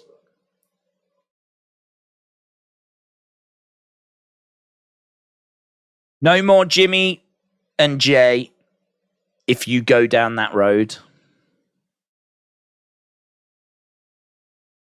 And he walks off. That was sick. That was sick. That was sick. Oh, man. It's the little things like, you know, making you laugh even when you don't want to. And he's actually there going, and he still can't not laugh. Just, he must just find Sami's face funny. If I was Sami, I'd be offended. I think he just laughs at his face. King Yeti, shout out to you, buds. King Yeti 1. Oh, that's the best of all the King Yetis. I love King Yeti 1. King Yeti 2? Not so sure. That's a few too many drinks, you know. But King Yeti 1, shout out to you. Yeah, hang on, let me finish what I was saying. So, I was talking to them. They really, really want to do something different this time because they were saying, like, it's in a different place. And like, is there more? Like, what? How can we make it bigger? How can we make it better? Like, they really want to make the experience just the best out of all the wrestling shops that they've done, the live ones. So they said, like, could we do a live stream? And I was like, yeah, we can do a live stream. I was like, what are we going to live stream? And they were like, well, just live stream. Just live stream, just grab some figures, show them on the stream, chat to people whilst it's a bit quiet. Because obviously, you know, through the day, there's lulls. There's people who are at office and school or whatever. So live stream. And then as it gets busier, you can talk to people, ask them if they want to come on the stream, bring them over and, like, you know, like have a little chat, whatever. And I was like, yeah, we can do all that. That's no problem at all. So that's kind of where we are at the moment. I think during Wrestling Shop Live, Thursday, Friday, I'll be there. You can come down to London to meet me if you're in the area. As we said, free. Just want to meet as many people as possible. Put faces to names, shake hands, all that good stuff. But I think we'll run a live stream and I'll probably just run it for the day. So, you know, I don't know, around lunchtime through till 8, 9 o'clock at night, just run the stream. And listen, you could click on at some point and it might just be me in the distance, like chatting to someone, whatever. I'll keep coming back as and when I can, and we'll try and get some people and show some faces and have some live chats. And I don't know, man. I mean, it's going to be different. It's going to be a bit weird.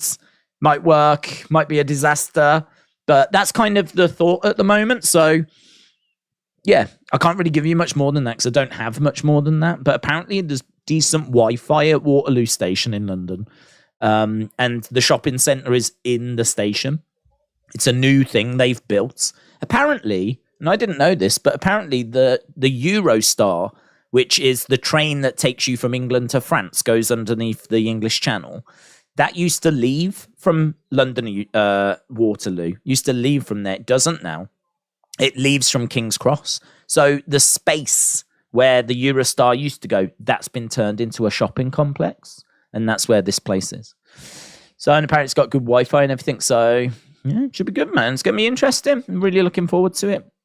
Money in the Bank is going to be such a big deal for the UK because this is the first time since SummerSlam that we will have had a proper big major event. I mean, yeah, all right, Clash at the Castle. I get that. But we've never had a Clash at the Castle before, and I don't know we'll ever have one again. It was very much like standalone. It wasn't SummerSlam, it wasn't WrestleMania, it wasn't Royal Rumble, but this is Money in the Bank. The only thing I'd say is it's just a bit disappointing that it's like at the O2 and it's only 20,000. It'd be so much better if it was Wembley. If it was Wembley and, you know, it was like 90-odd thousand, whatever. I don't know why they didn't do it. You could have done it at Wembley and made the ticket prices cheaper. But they didn't. Right, we have got, we were at commercial break. We're going back now. Something to do with Braun Strowman driving a pace car. Right, United States Championship match coming up tonight. Austin Theory against Jey Uso. That feels big, doesn't it? That feels big. In the ring, we got Kayla Braxton.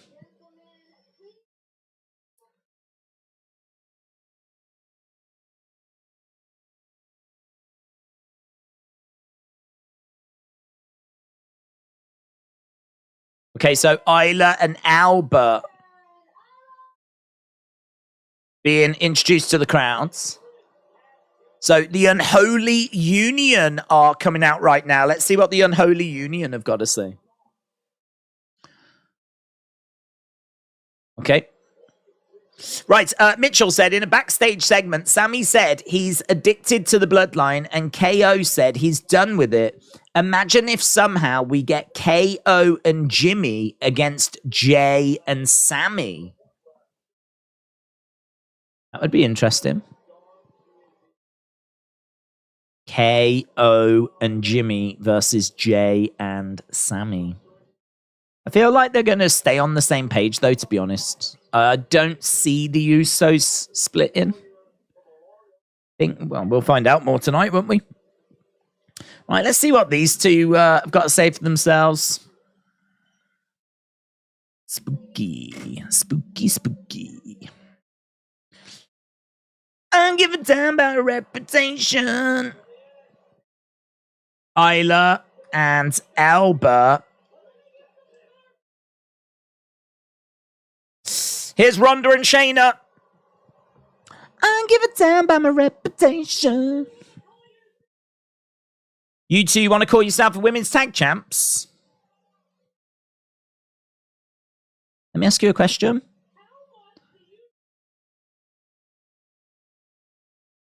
How much do you know about the history of those titles? Ronda looks great. Ronda's got great hair today. I'm the reason those titles were even created.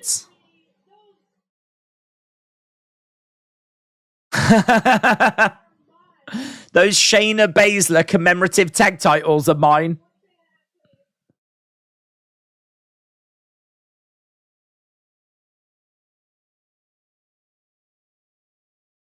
Crowds are booing Ronda.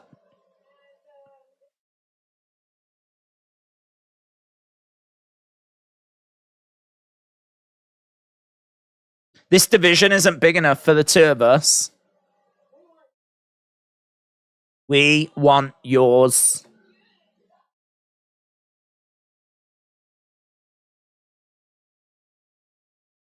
You two want to face us in a unification match? Title versus title. What's this? Money in the Bank? Okay. And a brawl breaks out. I give a damn about my reputation. Okay, Isla and Albert are being beaten up at the moment. Albert being held down. Isla gets back in. She prevents Shayna. So, beat down, brawl.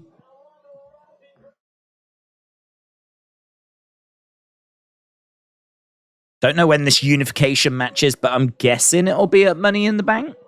That'll be good, actually. That means Ronda will be there. It's a nice extra bit of star power.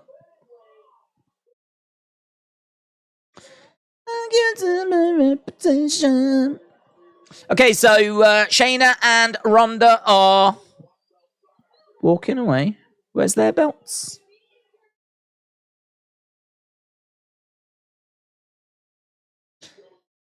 If we attack them, they'll get injured, they'll stay at home, and they'll whine about it, and we won't get our chance, says Ronda. Well, that was a very quick little segment, wasn't it? Thoughts on Messi to Inter? Good, isn't it? Really good. Good for ML. Yes. Oh, the Iron Sheik. Let's go. Iron Sheik. Sheiky Baby video package. There he is on a throne. The Iron Sheik.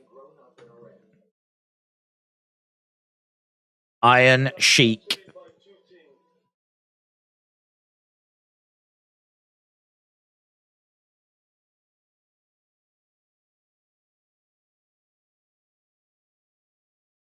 Oh, he's the best, isn't he?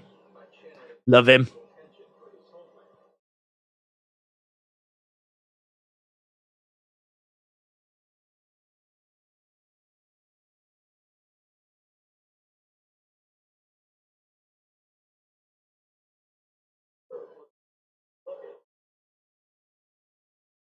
Yeah, we were talking about that. We were talking about his boots and the curly bit at the ends of his boots. The clubs. Camel clutch. It's a great video package. And the towel gets thrown in, not by Helen Hart. Wrestle with Andy.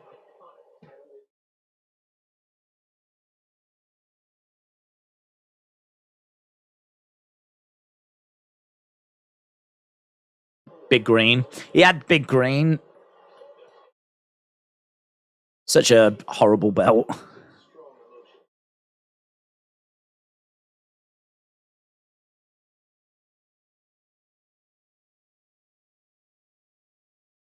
And there's the match with Hogan. This is great, man. We don't do enough of this. Why do we have to wait for people to die? I have no idea. Could have done this last year, 2 years ago, 3 years ago. Just a little spotlight on different wrestlers.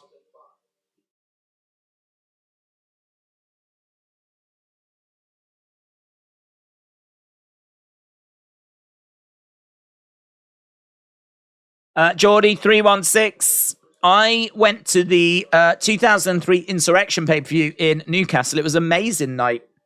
Traded middle fingers with Austin. We need more consistent UK pay-per-views. Geordie316, shout out to you, buds. Yeah, that would have been stacked. That would have been a great show to have gone to. I think we're going to get them. I think it's a real shame that it's took AEW coming along for us to get to this stage. But now AEW are here and putting on such a strong showing at Wembley. I think, you'll see a lot more shows coming over. I think it started last year with Clash, and now this year, Money in the Bank. I really wouldn't be surprised if we see, next year, another show in the UK. And, yeah, I think it's going to be consistent. I think we're there. Right, here comes Bayley and EO. I'm guessing, is it Bayley's time now? I think it's been such a fun show. I think it's been a really fun show. So, Geordie, shout out to you, bud. That's a memory for a lifetime, isn't it? Exchanging middle fingers with Austin. Right, Michin, Mia Yim against Bayley. Our qualifying match coming up next. Mia Yim versus Bayley. King Yeti won. It's my favorite King Yeti. Not like King Yeti too, he says. Likes a drink. Who's going to humble people and bleep them in the bleep? No one. No one. There's no one that's going to replace the Iron Sheik. I mean, just think about how much easier Hulk Hogan's life's going to be now as well. I mean, pretty much every day he was getting called a jabroni online by the Iron Sheik, who just constantly kept going at Hulk Hogan. Like, Hulk Hogan put a nice message out, but I would imagine part of him is also quite happy that he's not facing the consistent online abuse that was the Iron Sheik's Twitter account. Who's going to do that now? Who's going to serve that purpose? The world has lost a hero. Yeah, it's a real shame. We spoke at length about him the other day, and I think his impact, even though he didn't have the longest, well, he was around a bit, but his time at the top was very short. He was a great hated heel. He came in the late 70s, kind of had a good run up until we get to like the mid 80s. And then really once we get into the back end of the 80s, he's really done. And he does come back for like WrestleMania 7, but under a different name. And, I mean, as we said, by that point, we're really done. So his run, it's not that long. It's really, really not that long. But super impactful to the point where he gets his hands on the WWE Championship, helps to really launch. I mean, he's the perfect person for Hulk Hogan to get the title from. The perfect person. And so his impact on wrestling is absolutely assured and guaranteed, and such a character as well. I mean, I don't know if you saw the clip of him on the Howard Stern show. They knew that he was easy to wind up, and they knew that he was fiery, of course, right? So he's being interviewed, and all of a sudden they're like, I don't know if you know this, but WWE have just signed someone new. He's called Iron Sheik Jr. We've got him on the phone right now. And they video call him in, and it's a guy in a beard, fake beard, and he's looked like the Sheik. He dressed him up like the Sheik. And he's like, I'm not the Iron Sheik Jr., I'm the real Iron Sheik. That one you've got there is a jabroni. He's a fraud. He couldn't lace up my boots. And they get this fake Iron Sheik to wind up the real, and you can see him sat there just like open-mouthed, can't believe that this guy's going off on him. And honestly, he goes off. I mean, I think every swear word ever invented was used at least 20 times. And at one point, he starts taking his belt off. He's like, I'm gonna beep. I'm gonna show you my beep. And he's just like starting to like strip and everything because he just can't contain himself. I saw the clips of that doing the rounds on TikTok. So funny. So funny. He was so easy to get from 0 to 100. So easy. He just flew off the handle like nothing else, but so entertaining as a result. Sheiky baby, there's so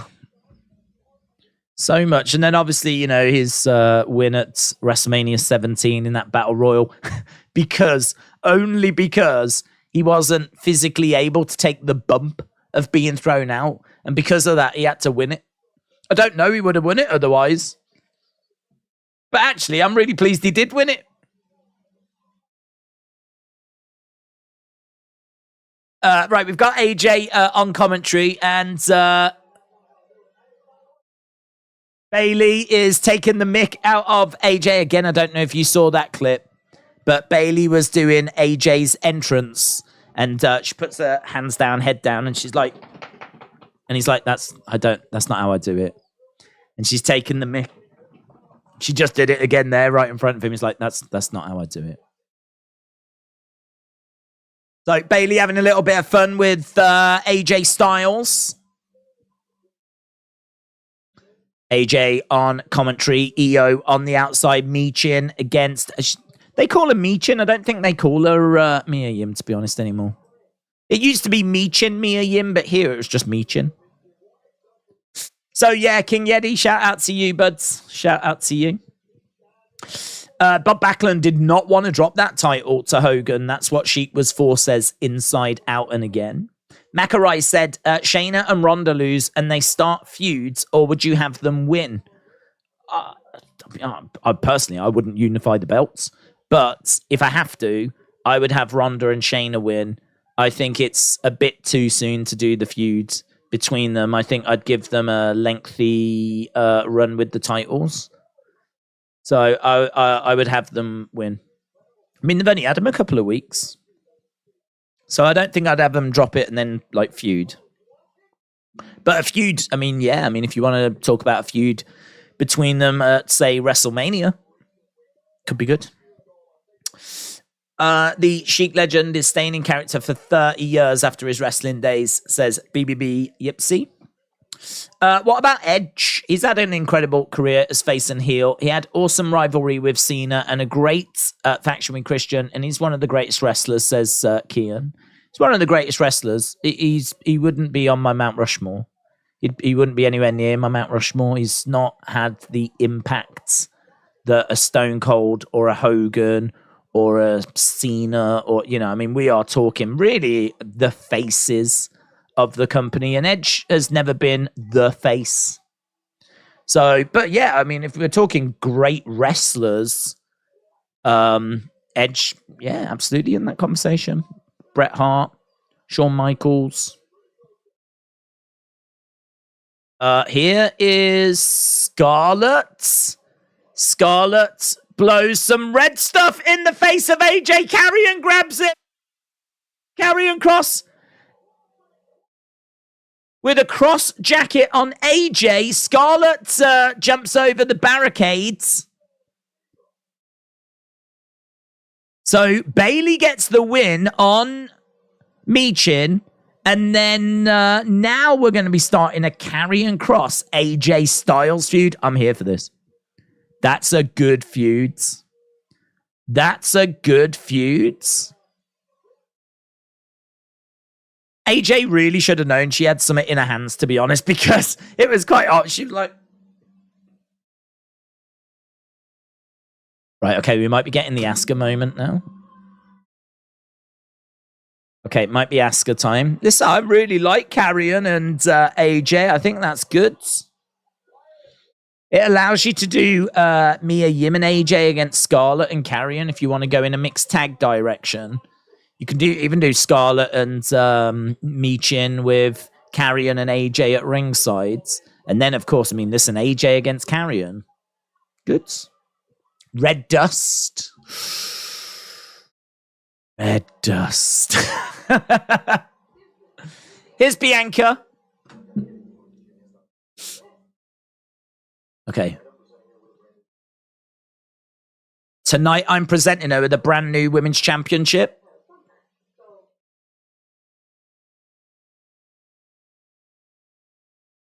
There's a lot going on.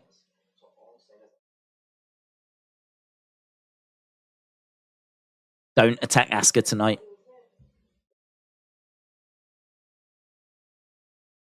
You expect me to do nothing? You're in line for a rematch. But tonight, just don't. A rematch. Yeah. I'll do you a little solids. I won't get involved. Rematch. Thank you. It's good to see Bianca in a backstage segment, actually. I'm trying to think, when do we ever see Bianca having these kinds of conversations? I see her skipping down to the ring and cutting in ring promos, but seeing her do a bit of interacting with Adam Pearce, that's not something we tend to see that often. Okay, yeah, I'm down for this. I'm really enjoying this week's show. I think this is such a good SmackDown. We're 6 minutes away from halftime scores, so we'll see what you lot think in a minute. In a minute. Not now. Bianca told to not attack Asuka. Don't do it. Don't do it, kid. Don't do it.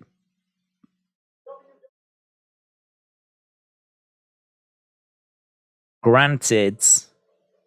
Rematch. Rematch. Billy Kay's up the duff, I know. And I'm not even the father. Unbelievable. Days, fingers crossed, the new women's title is the same as Roman's. Is the same one. Then we all riot. Let's go. Do you expect more promo packages for talent that need a better introduction or push, similar to Gargano? If so, who do you think would benefit?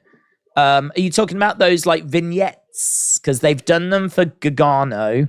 They've done them for other people as well. There was another one. I mean, we did Albert and Isla with that Unholy Union thing. There was a video package for Johnny, but there was someone else that had one, and I can't remember who it was. But we've seen a few of them now. But yeah, I mean, anyone that I would say that's not in a feud at the moment that needs a bit of a, introduction. You could like Dexter Lumis, for example, right? Easy example because he's also in the way. But yeah, Dexter Lumis is someone that we aren't really doing anything with at the moment. He could absolutely do with just a little video package just to remind people of what he's all about. If you wanted to pull the trigger on Cedric Alexander, Cedric Alexander would be in that boat as well. It's really anyone that's not involved in a feud or hasn't been in a feud for a while that just needs a bit of a reintroduction to the WWE universe. But there's loads of people that would benefit from that. And apparently the backstage thought was that those little vignette video package things worked really well. And they were really into them. So I think you will see more of those. But I really like the Unholy Union one we did last week. Did a little video showing the comparison between that and Bray, because there was video clips used in both. So Bray had some video clips that he'd been using in his promos and in the Funhouse, and that same footage was used in the Unholy Union video package. I think it's nothing more than that is stock footage that you can buy and use in whatever project you want to use it in. And I think they're just using that footage, to be honest. I don't think that it's necessarily a link between the two. Well, it is a link, but I don't think it's meant to be a link. I don't think it's a sign that Bray's going to work with Elba and Isla. But I think what's more interesting is could he, should he, will he? Because they do feel very Bray-esque. If he does need to expand his group, then those two coming in would make a lot of sense. So, I don't know, it's quite exciting. I like the vignettes. I think they work well. Look, we got AJ shouting here. What are we doing? We will get Cross and that ratty witch, Scarlet. What was that, says AJ, is in discomfort. Right, is it Asuka now? This would be a good way to take us from hour 1 into hour 2. It is a plinth. It is a new belt. Let's go. Let's go. New WWE Women's Championship. Calm down. Calm down. Oh, my God. Asuka's coming down. New championship. Belt on a plinth. Belt on a plinth. What shape is it? Looks a bit square. I'm getting that kind of vibe.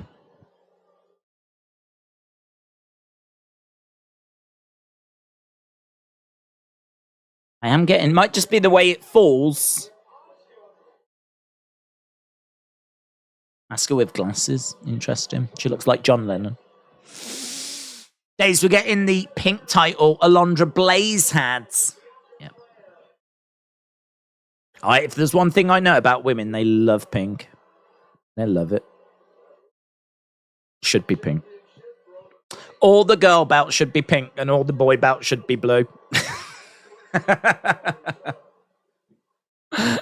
Okay, let's go. It's my pleasure. The brand new WWE. Here we go. Here we go. Here we go. Here we go. It's the right. We're rioting. We're flipping rioting. We're rioting.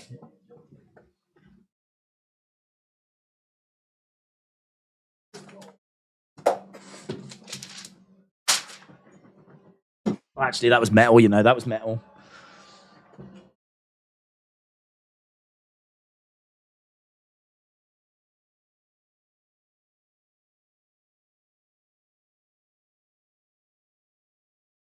What the flip?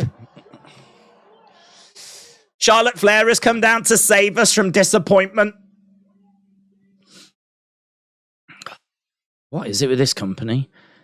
I mean, this just sums up the creative department, doesn't it?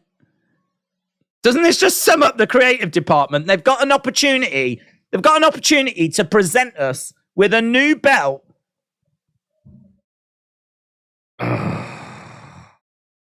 And they go, well, should we just go with the same one, but just with gold background? You know, like what we did with Roman? Can't believe it. AE-dub. AE-dub. AE-dub. AE-dub. Guys, I'm an AE-dub stan now. I'm an AE-dub stan. I love Tony Khan and his announcements. I love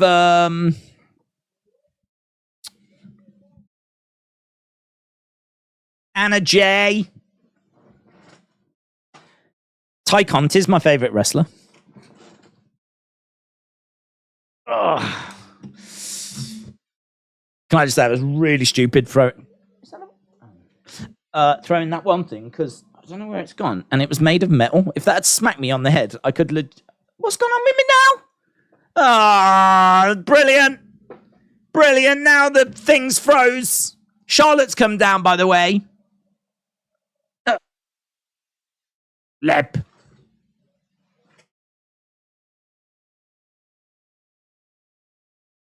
What's going on? Let me talk amongst yourselves. I've disappeared. You might still be able to hear me. I'm not sure. Am I back? I've decided to come back. Guys, I rioted so hard I froze. That is how hard I rioted. I could not riot anymore.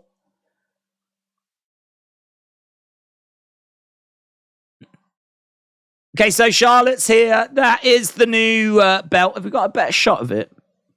I don't know. Asuka didn't just start crying. I would have started crying.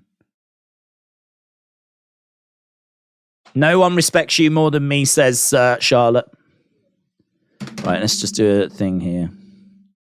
So, breaking news. We've got a new WWE Women's Championship, and this is going to divide opinion because it is pretty much exactly the same as Roman's. What I would say, and I did say this the other day, I do think the gold backing looks probably the best out of all of these types of belts. This is probably the best version of this belt.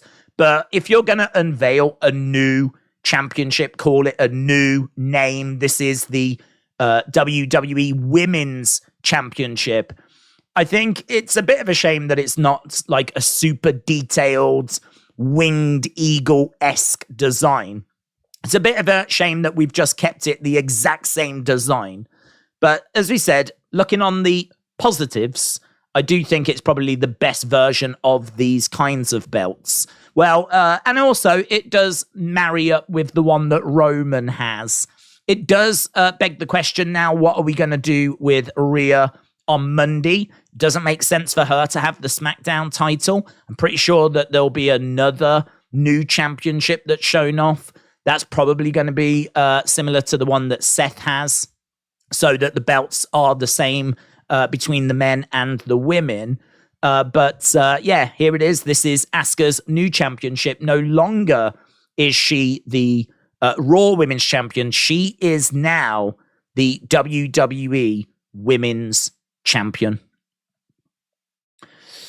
Asuka went for the mist there, and she missed with the mist. And that closes that segment off. Tell you what, I've never rioted so hard that I've actually froze. That's pretty sick. Cynthia, I saw you said that you did Super Chat, but I'll try and get to it in a second.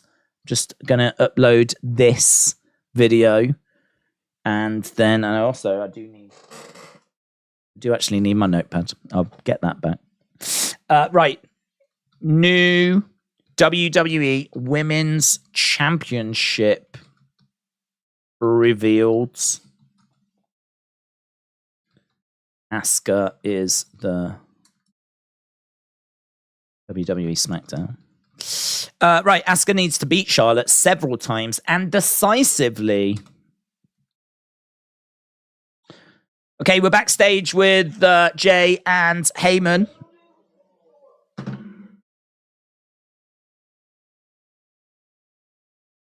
I need your passport.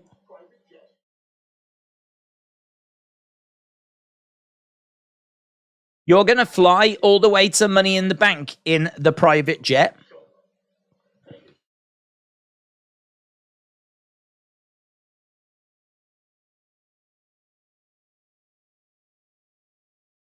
So there's going to be a triple celebration.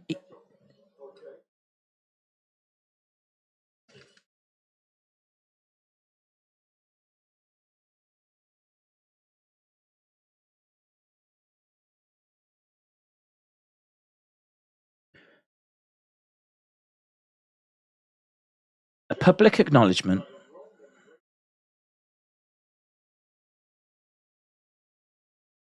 So there's going to be a public acknowledgement. I've completely lost my notes. Do you know what? I've come to the conclusion, rioting, it's just not for me. It's not for me.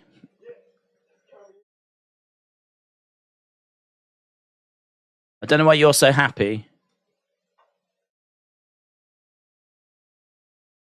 Because if I'm in the bloodline, that means you're out. If I'm in the bloodline, you're out the bloodline.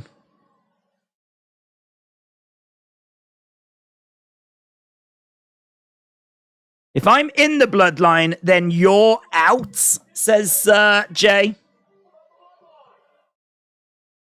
Oh dear, oh dear, oh dear. Well, that's not gone to plan at all, has it?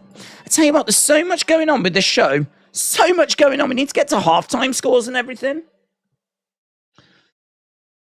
Right. They're going to give Rhea Seth's title on a white strap, aren't they? Yes. I mean, yes. Just yes. Okay, so... They did call him Butch. I was hoping it was going to be Pete Dunne. It's Butch night. Butch nights.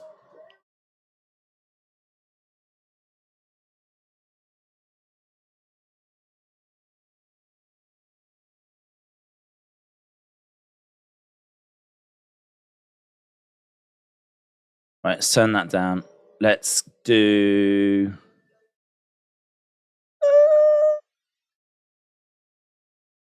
this. Halftime scores, everybody, it's the halftime scores. I really want to know your halftime scores. Put it in the chat. Halftime scores, everybody, it's the halftime scores. Are you happy? It's the halftime scores. Are you happy or you sad? Halftime scores, everybody, it's the halftime scores. I should get that recorded. If I got it recorded, I could just press play then. Just sit here like this. Right, scores are coming in. I want to try and get to that super chat. I don't want to miss that super chat. How do I get to that first? So I want to get to that. Then I'll get to that. Everything's happening. This is a stack show, man. It's when I can't even flip in know which direction I need to turn in. It's a stack show. Aaron said, why does Charlotte want the Raw belts undermine the new? To be honest, I didn't hear what she said. I didn't hear. I need to go back and listen to that because I was doing the video. So I don't know exactly what she said. So did she say she doesn't want that belt? She wants the Raw belt because yes, that would undermine the new belt. So I'll have to listen to that after. So that's interesting, Aaron. But I didn't see Anna's. Anna's, what did you... I'll go back in here. I think there was maybe a few that came through at that time. Hang on. We can do this. I can sort this. Came through at that time. That's how much delay there is. Right. I'm going to go back and see if I can find it here. Keep putting in your halftime scores because I will get to them.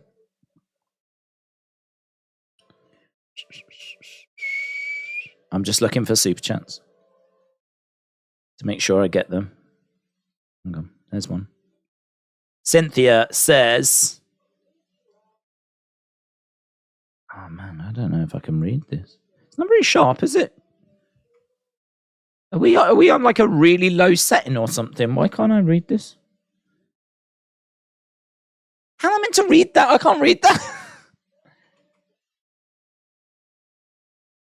Oh, hang on. Maybe... I think it has it automatically on like a rubbish setting. I'm trying to read it on 240p. 240p? Highest picture quality. Does it automatically set it at like such a rubbish picture quality? Right, come on. Right, what are we on now? 240p. Advanced. I want 720. Give me 720. There we go. There, that's a little thing for you. If you're watching this and it's all blurry, go to the settings at the top. You can actually change it. The default is 240p. Isn't that what you meant to do with that? Days, I've got a new ringtone for my phone. It's the American Nightmare. Cody Rhodes, Adrenaline in My Soul, something, something, Cody Rhodes. Yeah, I don't know how that flipping song goes either, to be honest, but... Adrenaline in my soul, something, something, Cody Rhodes. Cynthia, shout out to you. Anna says, ha, ha, ha, ha, ha, ha, ha, I love it. Ba-da-ba-ba-ba. She's loving it. I know, man. Right, we've got Adam Pearce backstage. I think we're up to speed with those. Right. 7, said Kaz. 8, says Liam. 3.5, says Kian. 5.5, says Kyle. Oh, Bianca's not happy. I'll figure it out. You better. Just so you know.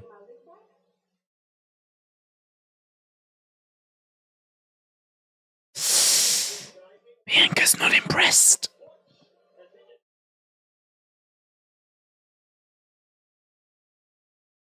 Okay, so Butch in the ring.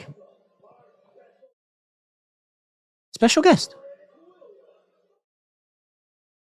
Trick Williams and Carmelo Hayes are special guests. Trick Williams and Carmelo Hayes are special guests.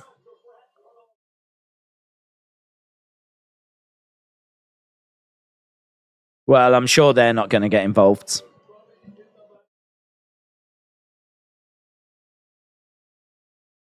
Hayes and Williams, special guests. Right, here's Corbin. Okay. Greggy Jr., 6.5. Kyle, 5.5. Can't Stop, Won't Stop, 7. Stephen, 8. Jason, 8. Virus, 7. Greg, 8. Seth freaking Rollins, 8. Hayden, 625. Fishy, 6. Aubrey Edwards, 725. Loopy Girl, 6.5. Hagen Daz, 8.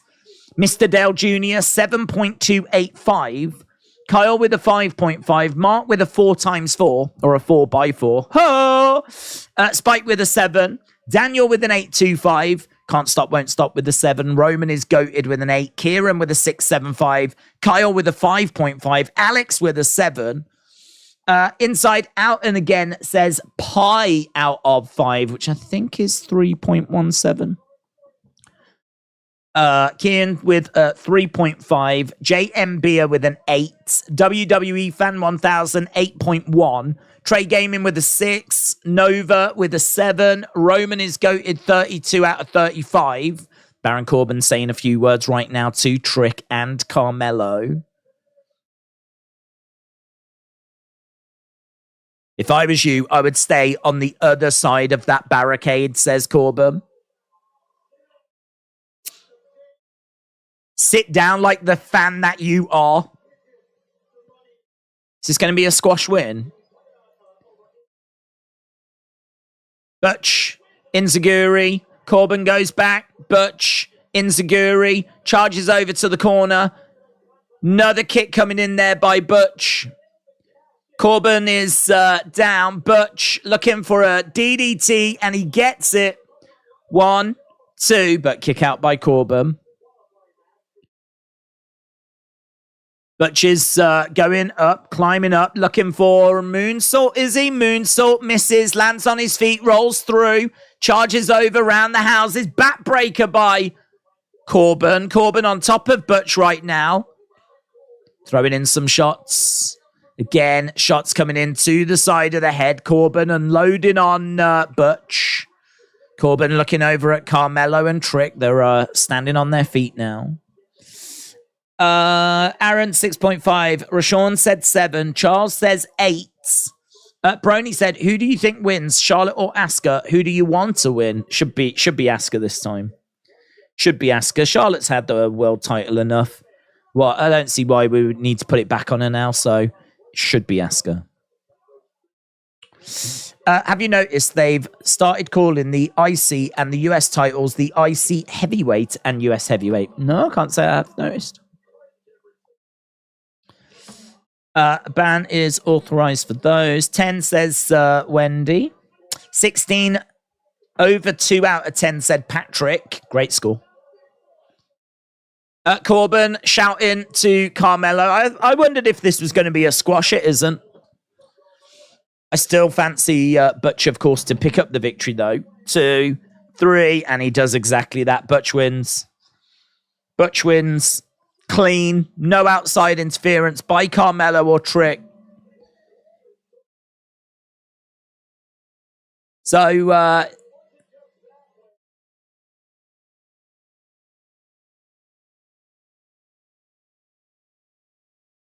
that's a nice pin, that is. That's a really nice pin by Butch. He kind of ties up the arm in a bit of an arm bar, but manages to get the shoulders down. Look at the pin of the leg as well. I really like that. That's very innovative. I don't think I've seen that pin before. Big shot there by Corbin. He wallops Trick. Carmelo tries to get at him. So there's a big brawl on the outside between Trick, Carmelo, and Corbin.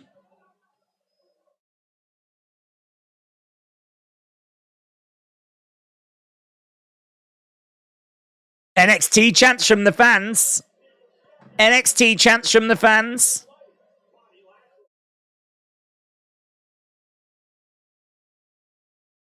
That was all right. But WTF, Corbin in NXT making moves. Get jobs out on Raw, says William.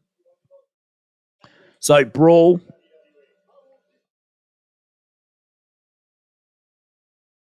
Between Corbin, Trick, and Carmelo. Boom. Juan said some wrestlers aren't actually soft or as bad as they are in wrestling, and some be badass in real life. As always, there are characters. Corbin said, I wouldn't mind seeing the NXT belt on Corbin. Really want Pete Dunne back, says Santiago. Same here, buds. Same here. Hey, look, video package for Bobby. Here's Shotzi then. We're going on to our next qualifier. This is Shotzi against Io. Shotzi coming out in a tank. Taking care of business.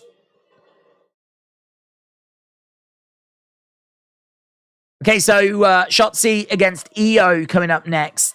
Bayley, I believe, qualified earlier. So I'm thinking that we should be looking at a win here for Io.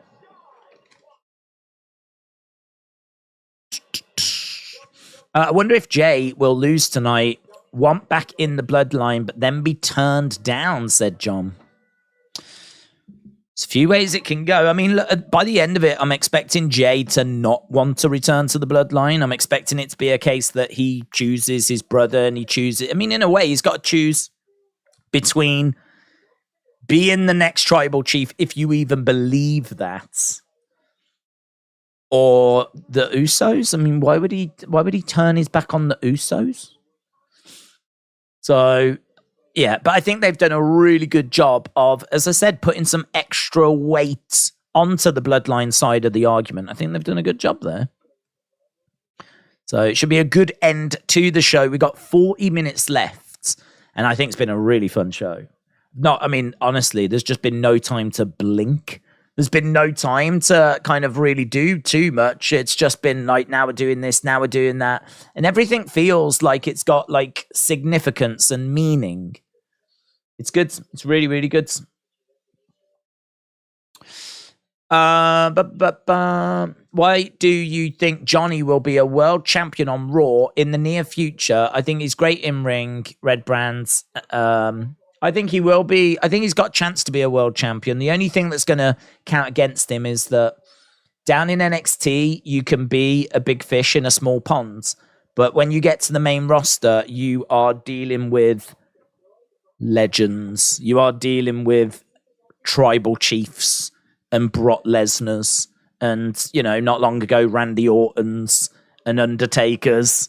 You know, it is such a different, to compare what you can do in NXT, you know, be the best of some of the more, I mean, if you are the king of NXT, you are basically the best of the past, 4 or 5 classes that they've brought in at that time, right? Maybe more than that if you like Johnny and you've been around for a while.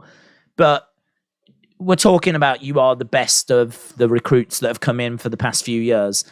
If you get to the main roster, you have got to be all-time legends. You have got to be the best out of Roman and Brock. And as we said not long ago, Undertaker, Randy Orton, John Cena was around not that long ago.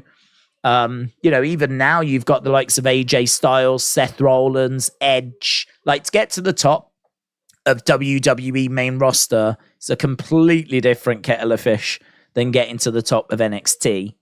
And so it's going to be a long journey. I don't see him being a multiple time champion, but I think he could win the title in a bit of a Daniel Bryan. Hopefully the crowd get behind him. He gets that sort of momentum.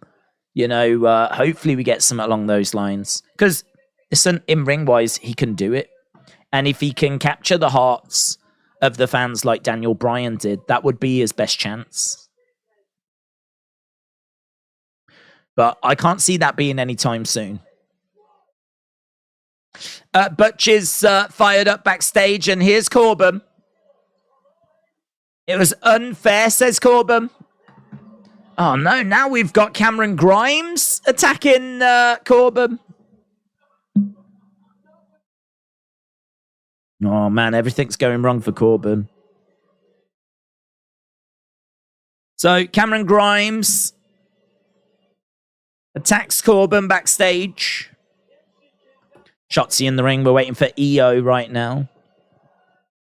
EO's music's different and cool in it.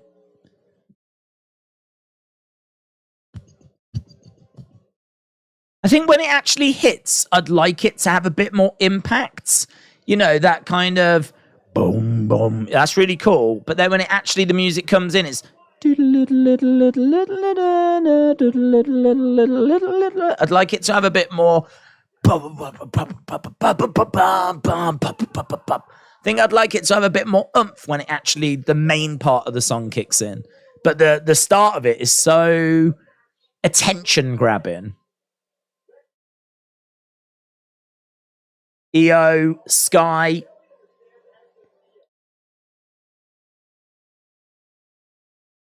She's got to qualify. Surely she qualifies.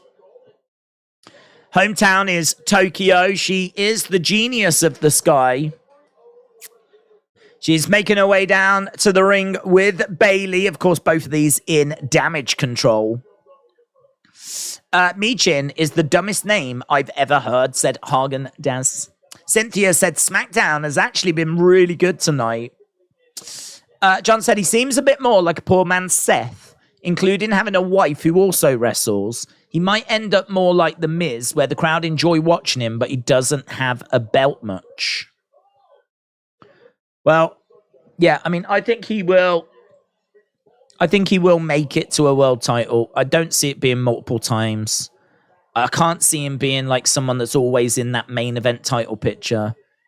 It could be very Sami-esque. You know, Sami needed a bloodline story to get him there. And he's not even there, but at least he got to compete for it, you know? So, I really like him. I hope he gets there. EO going to the outsides.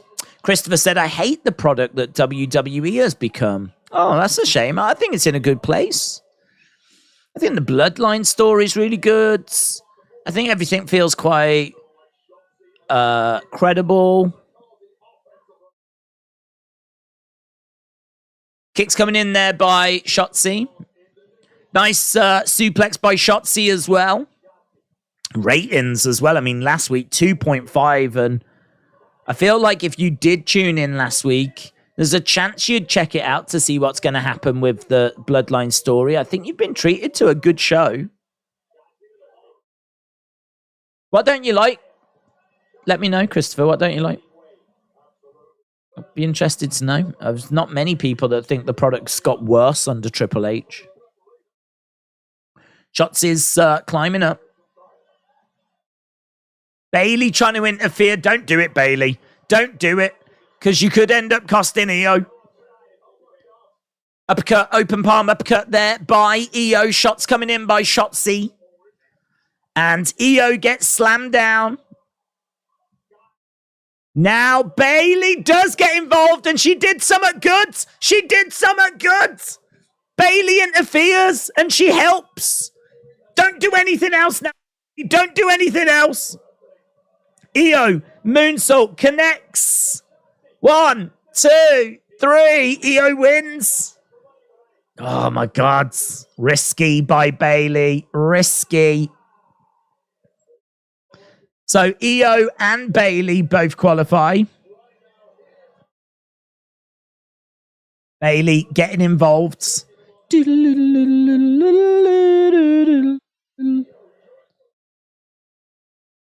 So we've only got one spot left. We got Zelina, Becky, Bayley, EO, Zoe. It's a good lineup, innit?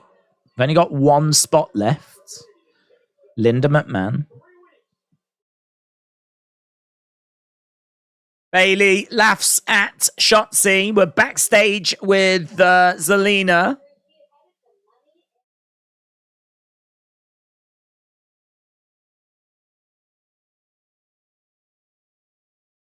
Here's Austin Theory. Yeah, how does he feel about this? I was the last one to find out. How disrespectful.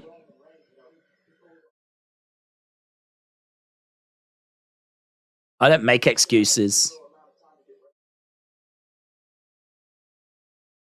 All I get are victories these days.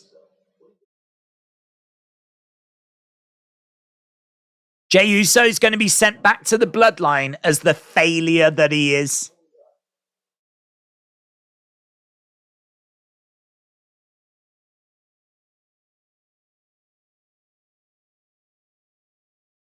If Paul Heyman is looking for a new client next week, then I invite him to check out Austin Theory live. Heyman with Theory. I mean, it's not going to happen, but no, I don't mind that. You watched Attitude. You knew how awesome it was, says Christopher. Yeah, I think, though, if we're comparing this to the Attitude era, I mean, yes, they're different products. But if we're comparing this to where we've been, I mean, the Attitude era, you talk about something that was like 20-odd years ago. So, you know, look at where the product was under Vince just the other year, you know, during lockdown, during the pandemic, even before that, going back 2019, 2018, 2017. I think where we are now is it feels like the strongest place we've been for a long, long time.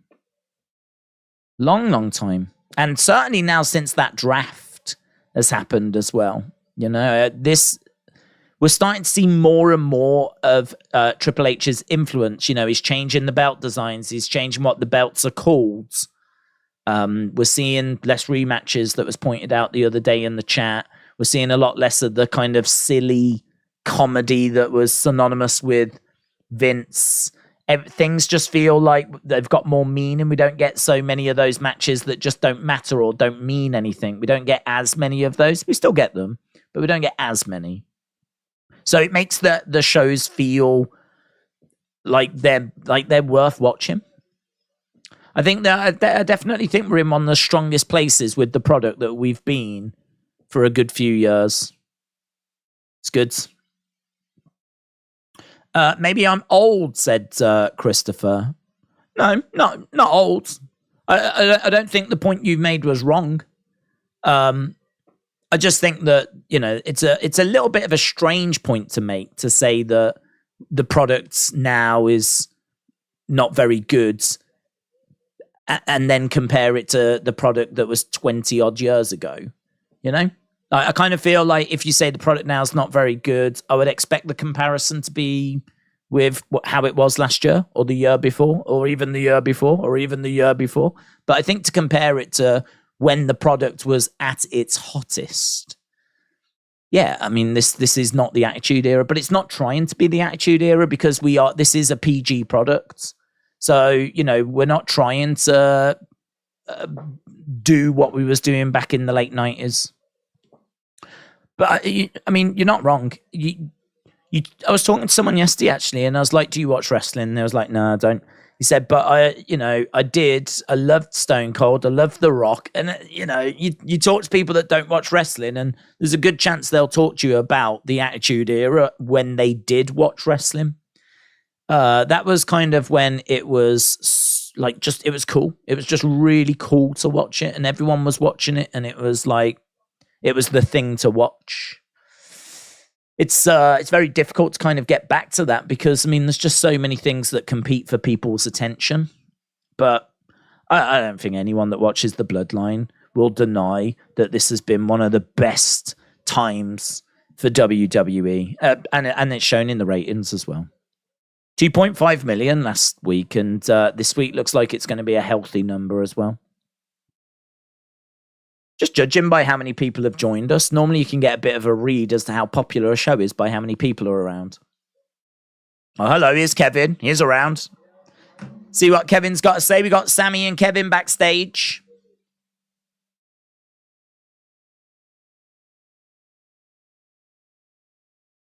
Hello, is Pretty Deadly. Do you ever think of making an effort with the way you look? Yes, boy? Who are these people? We got Ridge and Sheamus. Oh, now we got Gallows and Anderson. It's pretty crowded back there.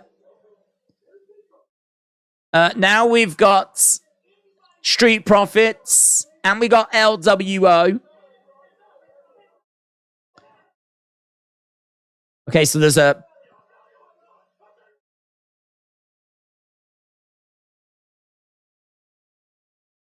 Everyone's standing too close. He is firing, isn't he? Calm down, Kevin.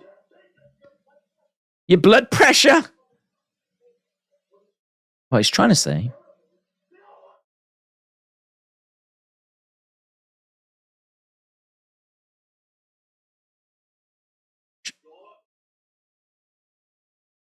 Next week. Gauntlet next week. Winners get a title shot. So gauntlet match next week. That'll be good. Gauntlet tag match next week. Winners to get title shots.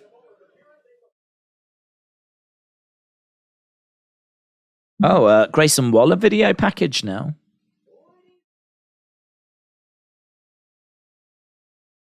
Another video package. Sami, always the calm one and the one that tries to chill. I thought KO and Sami were on Raw, not first time they on two. They can go to both because of being champs on both. Trina said, as much as people would like to go back to that era, you can't because of social media and how the world is. They wouldn't get away with 90% of the stuff they did then. That's a really good point. It was very much of its time. WWE has got to find a way of reaching the masses with the current landscape, which is very difficult to do. And to be honest, I mean, this is where they try to use KSI and Logan and Bad Bunny, and they try to, you know, get people's attention that way. But, yeah, there's no way you could go back to what we did. Charlotte's going to be on the Grayson Waller effect. So Charlotte's just been announced as the guest next week on the Grayson Waller effect. Okay, 24 minutes to go.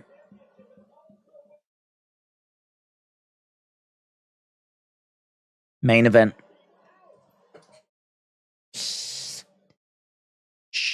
Who cares about ratings? That's the now PG era. The most thing that's probably interesting is the Bloodline and Brock and a few other stuff. That's it, says Mole Jam. Time for the main event. WWE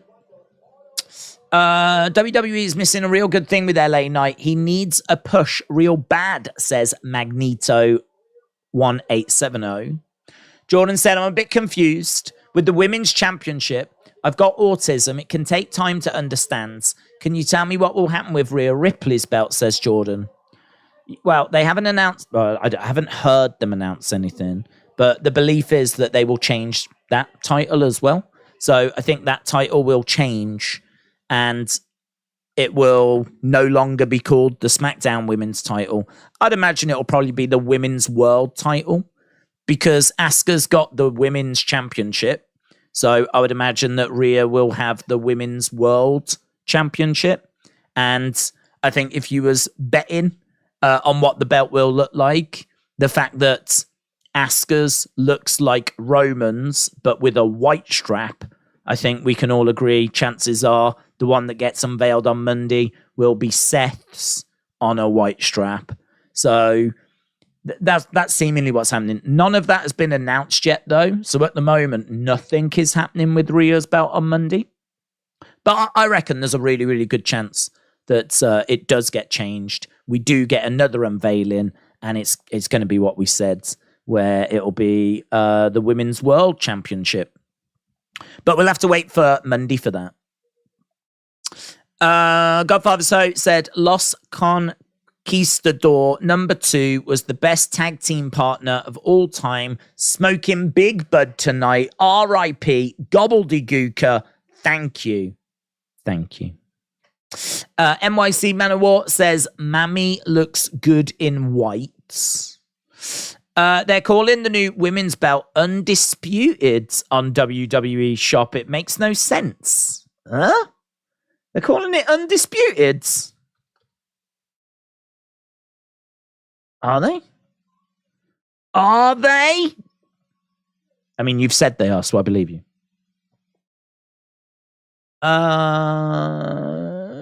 No, just WWE Women's. Let me click on it and see if it says it when you actually click on it. No. It's just called WWE Women's, but they've got the Andre the Giant replica belt for $360, reduced from $450. That's tempting. It's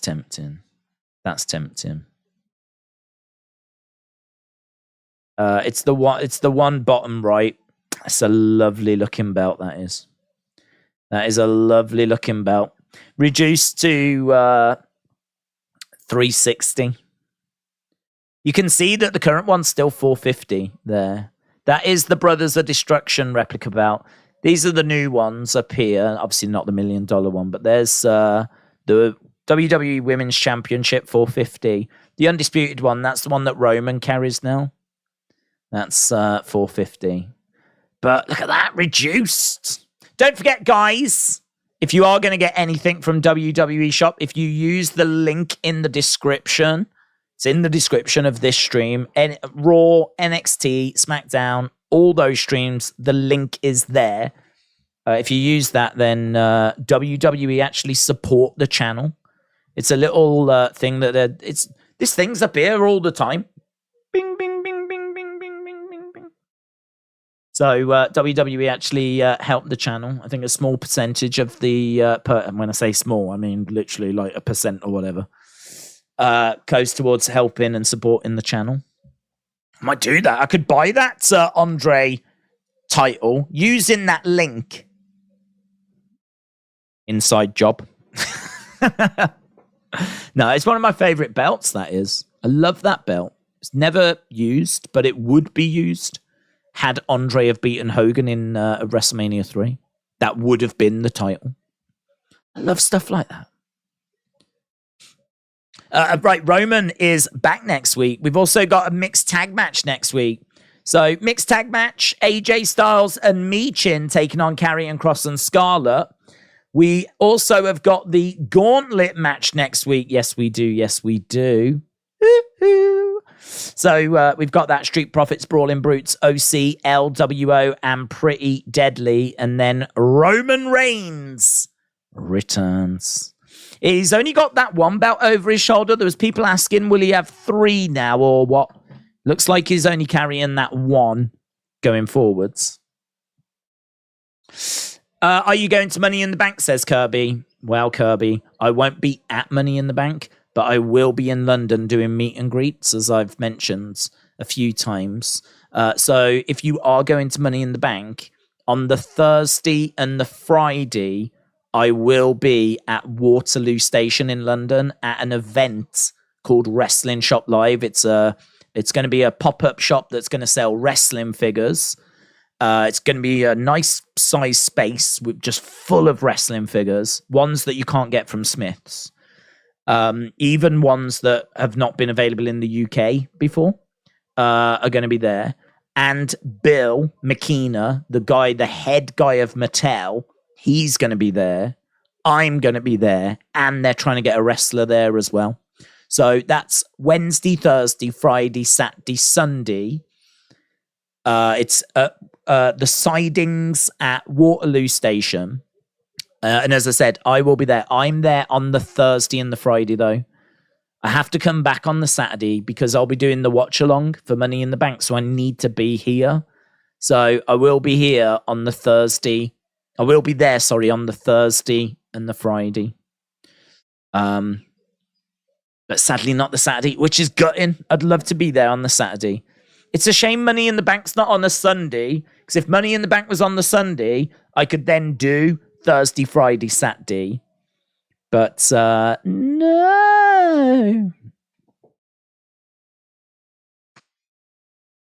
Defcon Eric and Pirate King Jack Adventures says 3 belts like AJPW Triple Crown, but in the USA, I like it. Ba-da-ba-ba-ba. Right, both are getting their intros. We are done with this. Let's change this over to our main event, Theory versus Jey Uso. How is this going to play out? We have not seen... That's not how you spell Theory.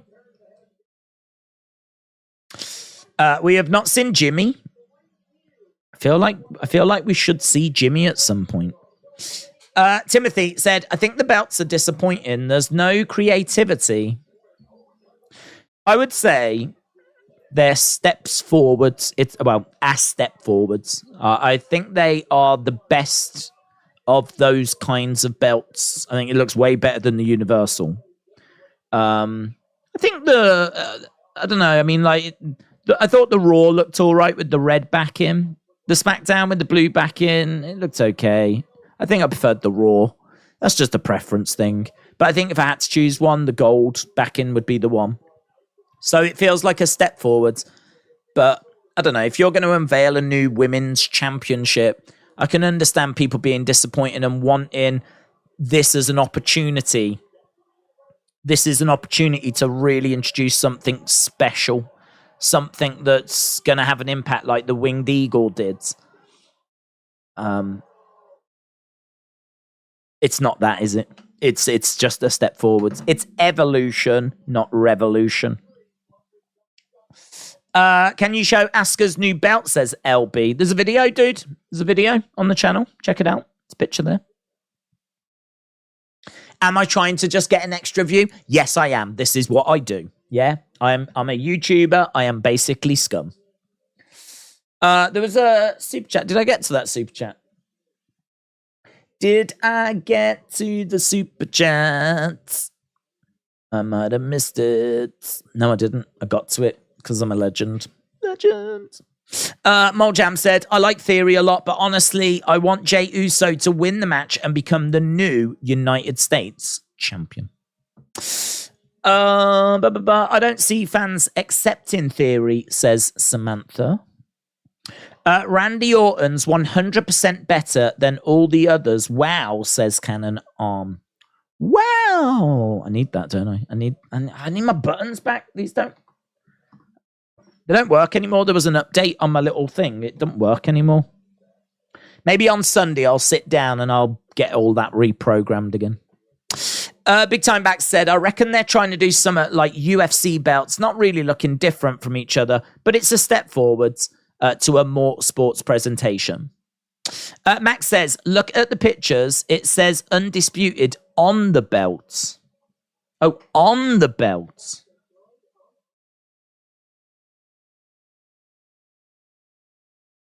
Women's undisputed champion. That's a good point. Let me show people. There. On the belt, women's undisputed champion. I'm guessing they changed. I don't know. They've not called it that.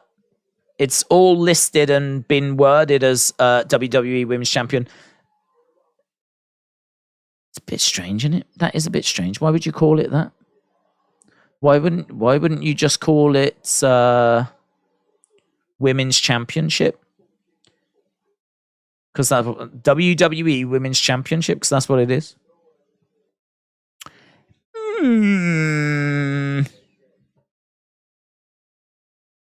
Well spotted.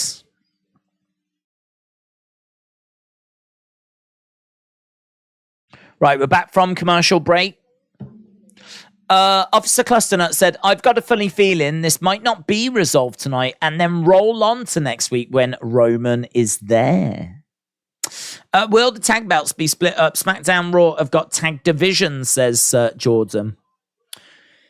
Well, to be honest, I mean, I think the last I'd heard was that there was talk of them bringing in new belts for the unified belts. I mean, they've been unified for, I want to say, 12 months now. So it's going to come down to whatever. It's going to come down to whatever Triple H wants to do with them. Does he want to keep them together or does he want to separate them? That means Rhea doesn't get a belt, says Bryson. Forget about the new belt, says Ovian. They're gonna drag it out. How about bring the Women's World Championship and also have a Women's Undisputed Championship? I think having a Women's Undisputed Championship's a bit silly because that really makes it seem like it's undisputed. This is the Women's Champion. It is undisputed. But it's disputed. It's not undisputed. It's actually disputed because Rhea Ripley's a champion as well. So that's just another silly thing they've done, isn't it? Did they have a meeting where they discussed what can we do that's going to be the icing on the cake of this thing? I mean, I don't want to lay into the belt too much because, as I said, I think it's probably the best looking of those designs. So I don't want to be too down on it. But that is pretty silly to put Women's Undisputed Champion on the front of it. Timothy said, fantasy wish that Rikishi makes an appearance next week. That would be fun. The only thing I would say is I feel like we've sort of been waiting for that a few times and it's never happened. But what with things getting really to boiling point now with this storyline, could happen. Do you know what would be good, actually? Imagine if the Usos leave the Bloodline. Roman could attack Rikishi as a way of showing his dominance on the family and a way of upsetting the Usos. And so that would be pretty fun as well. Right. Austin Theory going for the pin on Jey Uso. Caitlin said Solo and Paul are going to distract and Theory will keep the belts. You could be right. Jordan said, what do you think will be the main event at Money in the Bank? It has to be big. We've not been in the UK since 2003. I think it's big anyway. I think the Money in the Bank being in the UK is a big deal because we just don't get those shows. So I don't think they particularly need to do anything that massive. I think Usos against Roman and Solo could be added to that card. Because I think we've still got, 3 weeks to go. This is clearly the big story at the moment. Referee just got knocked out. We've got Jey up, looking for a splash, comes crashing down onto Austin Theory. And he would have got it, look. He would have got it, but the official was knocked out. Crowds are very invested in this. Pretty Deadly have interfered. So Jey Uso is down. Here comes Jimmy. Jimmy dealing with Pretty Deadly. Jimmy Uso deals with Pretty Deadly. Here's Solo. Solo collides with Jimmy. Oh, man. We still got 8 minutes to go. We're eating goods. Oh, Jey stops Solo from Samoan spiking Jimmy. Jimmy super kicks Jey by mistake. Solo gets thrown into the ropes. Big moment. Theory. No. Theory pins Jey. Oh, no. Oh, no. Oh, Jimmy. You douche. Look, he went to super kick Solo. He super kicks Jey. Oh, that's not going to help things. That's not going to make anything any better, is it? Oh, that was a sick ending, though. That was a sick ending. This was happening. That was happening. Pretty Deadly. Yes, boy, we're in there. Oh, I'll tell you what, we still got 7 minutes as well. Still got 7 minutes. So, ref was down. Pretty Deadly got involved. Jimmy dealt with them. Solo dealt with Jimmy. Went to go for the Samoan spike. Jey stops the Samoan spike.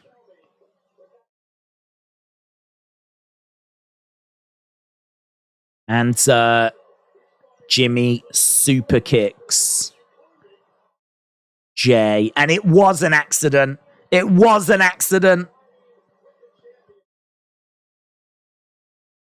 Oh, you need to send him some flowers. You need to send him chocolates. You need to send him flowers. Take him to cinema. Take him to go and see Fast 10. Say to him, you can have whatever you want.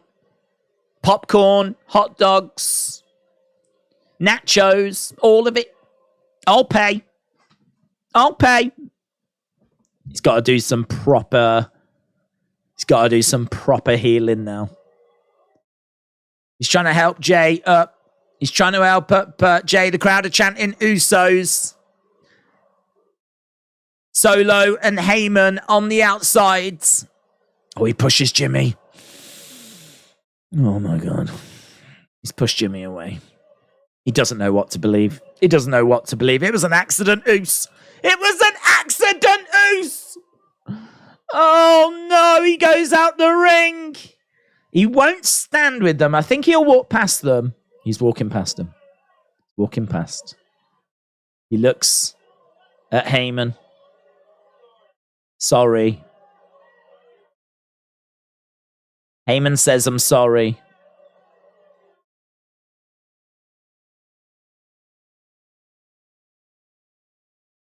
Sorry, Jey. Oh, look at the smirk on his face. Call Roman Reigns. Look at the smirk on his face. So I'm sorry, Jey. I'm sorry. Look at that smirk. Look at that smirk. Unbelievable. An accidental oosing. What a great ending, man. What a great ending. I love that face from Paul.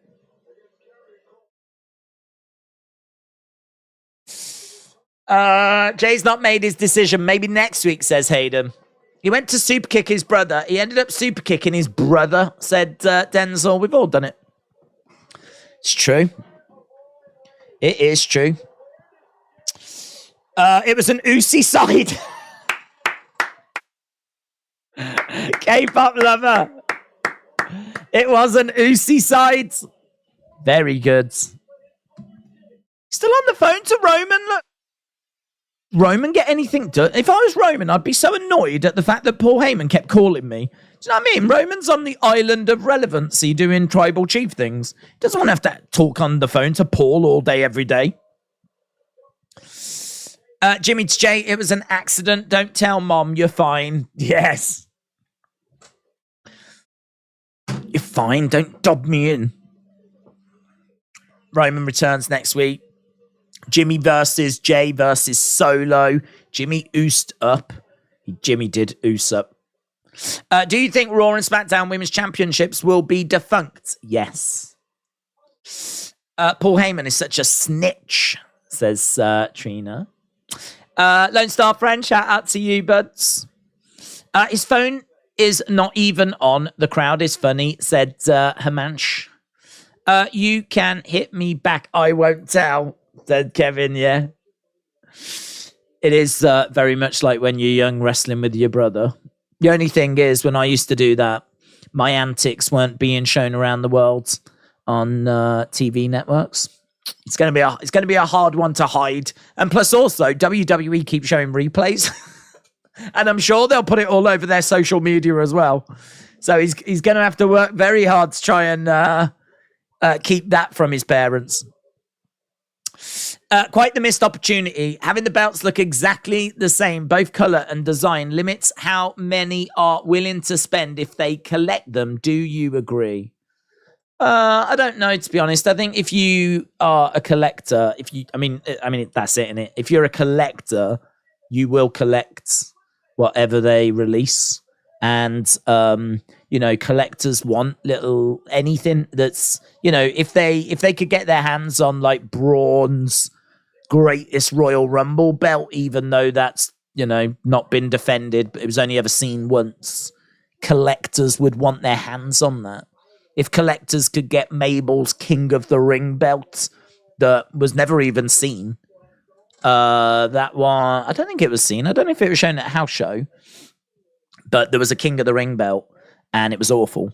And, collectors would want that. So I don't think collectors necessarily worry too much about how the belts look per se. They just, want to complete their collections. So I think collectors will pick it up because this belt, I'm guessing it's going to be around for a while in this design. And I would imagine that it's going to be used in big matches, used in big moments. This belt's going to represent hopefully some great matches, great moments. And as people compete for it over the years, collectors will want that. So it's not, I don't think for collectors, it's so much about how it looks or how they look. I think it's more about completing the collection. Imagine if Stone Cold joined commentary, says, I can't pronounce that name. I'll go with Raiji. That's what I've gone with. I think Jey is going to go on his own. Live is so much better. Everything is better if you are there, says William.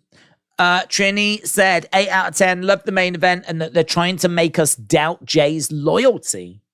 Mitchell said, I'm around 6'7", I expected a bit more. I love the bloodline stuff, but I don't like Jay being beat by a super, hang on, I can't even do it. Simple super kick. There we go. It made him look a bit weak. Yeah.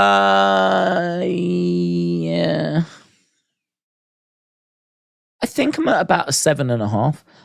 I think all the matches tonight mattered. There wasn't any match tonight that didn't have a consequence.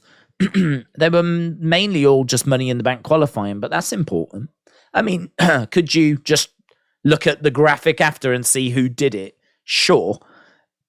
But at least like there was some riding on the matches. At least these matches weren't momentum. I think the Bloodline story that was weaved through the show was good. I thought the segment with Sami was really good.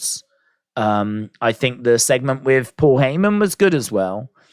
The match with Theory, I liked it. I liked the story they told. Being knocked out by a simple super kick, I could see the criticism there.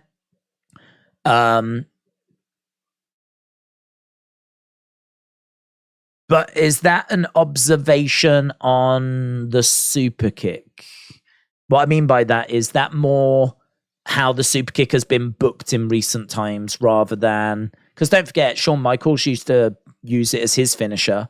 The super kick should be a move that if it connects is going to put people away. It's just in modern wrestling, it doesn't. So I can understand that criticism, but I think I actually look at it a different way. I like to see the super kick being respected. I like to see the super kick getting the respect it should get because it was a finisher back in the day. It's a bit like the Hurt Lock, the half Nelson. I like seeing that being used as a finisher now because it was back in the day. And, they've used it now as a finishing move. I like that. So I do agree. I do understand that criticism, but I don't know if that's a criticism of that it makes Jey look weak, or if it's more that the super kick is just not as protected as it should be in modern wrestling. For me, I don't really have a problem with it. I think that he wrestled in a match. We'd got towards the end of the match. He gets hit clean, and it was unexpected as well, because there's one thing to be competing with someone and then you get hit with a super kick, but a super kick that you didn't even know was coming. Solo was stood in front of him before he knows it. Bang! So, I mean, I don't know. I can sort of vibe with the super kick. I can sort of not too down on that moment. I think it's a nice moment in regards to like Jimmy being the one to do it. It really, as was said, adds some extra weight towards it being like, oh my God. It's another reason why Jey might not want to side with Jimmy. I'm trying to think. I'm really trying to think why I would score it down, because the matches mattered. I mean, maybe there was no banger of a match. Maybe that's what was missing. We had matches, they had purpose, but there was no banger. There was no match that really made you go, wow, that's amazing. So I could definitely take marks off for that. New championship unveiled. However you feel about it, it's still a new championship. And yeah, I like the Bloodline stuff. I'd be a bit higher. I'd be in the 7s. I think I really enjoyed it. I didn't feel bored. Felt like a good show. Felt like a show that we could do most weeks. This was a show that didn't have Roman. So felt like a show that we could do most weeks, like find matches that have purpose, put them on, and just have a bit of a Bloodline story that weaves through. I mean, that's pretty paint by numbers, but no, I thought it was good. Hayden said 625 as well, though. Let Him In said 7. Video package Ryan Sheik, that was good. I think variation. Everyone does the same with the Superman punch, says Arlene. I think that was a variation of the super kick. Who do you think will win the women's tag title unification? I would go with Ronda and Shayna. I'd go that way. 7 said 1 minute wrestler. Kieran says 10. Jim said 8. DDT is a common move now, and when that was a finisher. And I'd like to see that be treated better as well. I don't know. I feel like when you've seen things put people away, and now they are just used as part of matches, I think it's a shame. I could understand the argument though that no one could do it as good as Jake. I could understand that argument, but I don't know. It is a shame. It is a shame to see those moves just get used now and they don't really have any effect. But in a way, that's probably a criticism of just modern wrestling in general. So, I mean, I think about AEW and like some of the moves they do there, which are just mind blowing and it looks so good. And then the match just continues, you know, reverse Ranas do my head in. I mean, literally, you're getting dumped backwards and dropped on your head. If you think back in the day, a DDT would put people away. And now a reverse Rana, which is like it's a backwards Hurricanrana, isn't it? You're going backwards and getting dumped on your head. And that's just part of matches now. It's crazy. But that's a whole conversation for a whole different time. I just think get out of the show what you can get out of it, you know. Just take the highlights. I think there's enough there for this being a show that was worth watching. Dizzle Dog, shout out to you, buds. Shout out to you. Riot is Liv. Appreciate the kind words, buds. John said 6.9. If Jey had super kicked Paul, it would have been a better ending. Well, I agree with that. Am I the only one that watches NXT Level Up and Main Event, said Wrestling Kids. Literally, you are the only one. There is no one else in the world that does that. So shout out to you, buds. Shout out to you. Right. Okay, we're done. Don't forget, we are back tomorrow. I need to go and do my little 1-minute review, which I'm looking forward to. But don't forget, we are back tomorrow. Really looking forward to it. We are back tomorrow with UFC, big monthly show. So very, very much looking forward to that. And I don't know what we're doing on Sunday. I really don't know. But I'll have to have a think about that. And then Monday, we are back with Raw. So thanks a lot for joining us. I hope you enjoyed the stream and enjoyed watching the show with us, sharing your thoughts and, just kind of exploring where things could be heading. As we said, we will be live for Money in the Bank in 3 weeks' time. And I know I keep banging on about Wrestling Shop Live, but I really don't want to stand there on my own. So if you are in the London area for that, make sure you come down and say hello. Awesome, guys. Thanks for watching. Have a great evening doing whatever you're doing, wherever you are in the world. And I will see you again next time. Bye for now.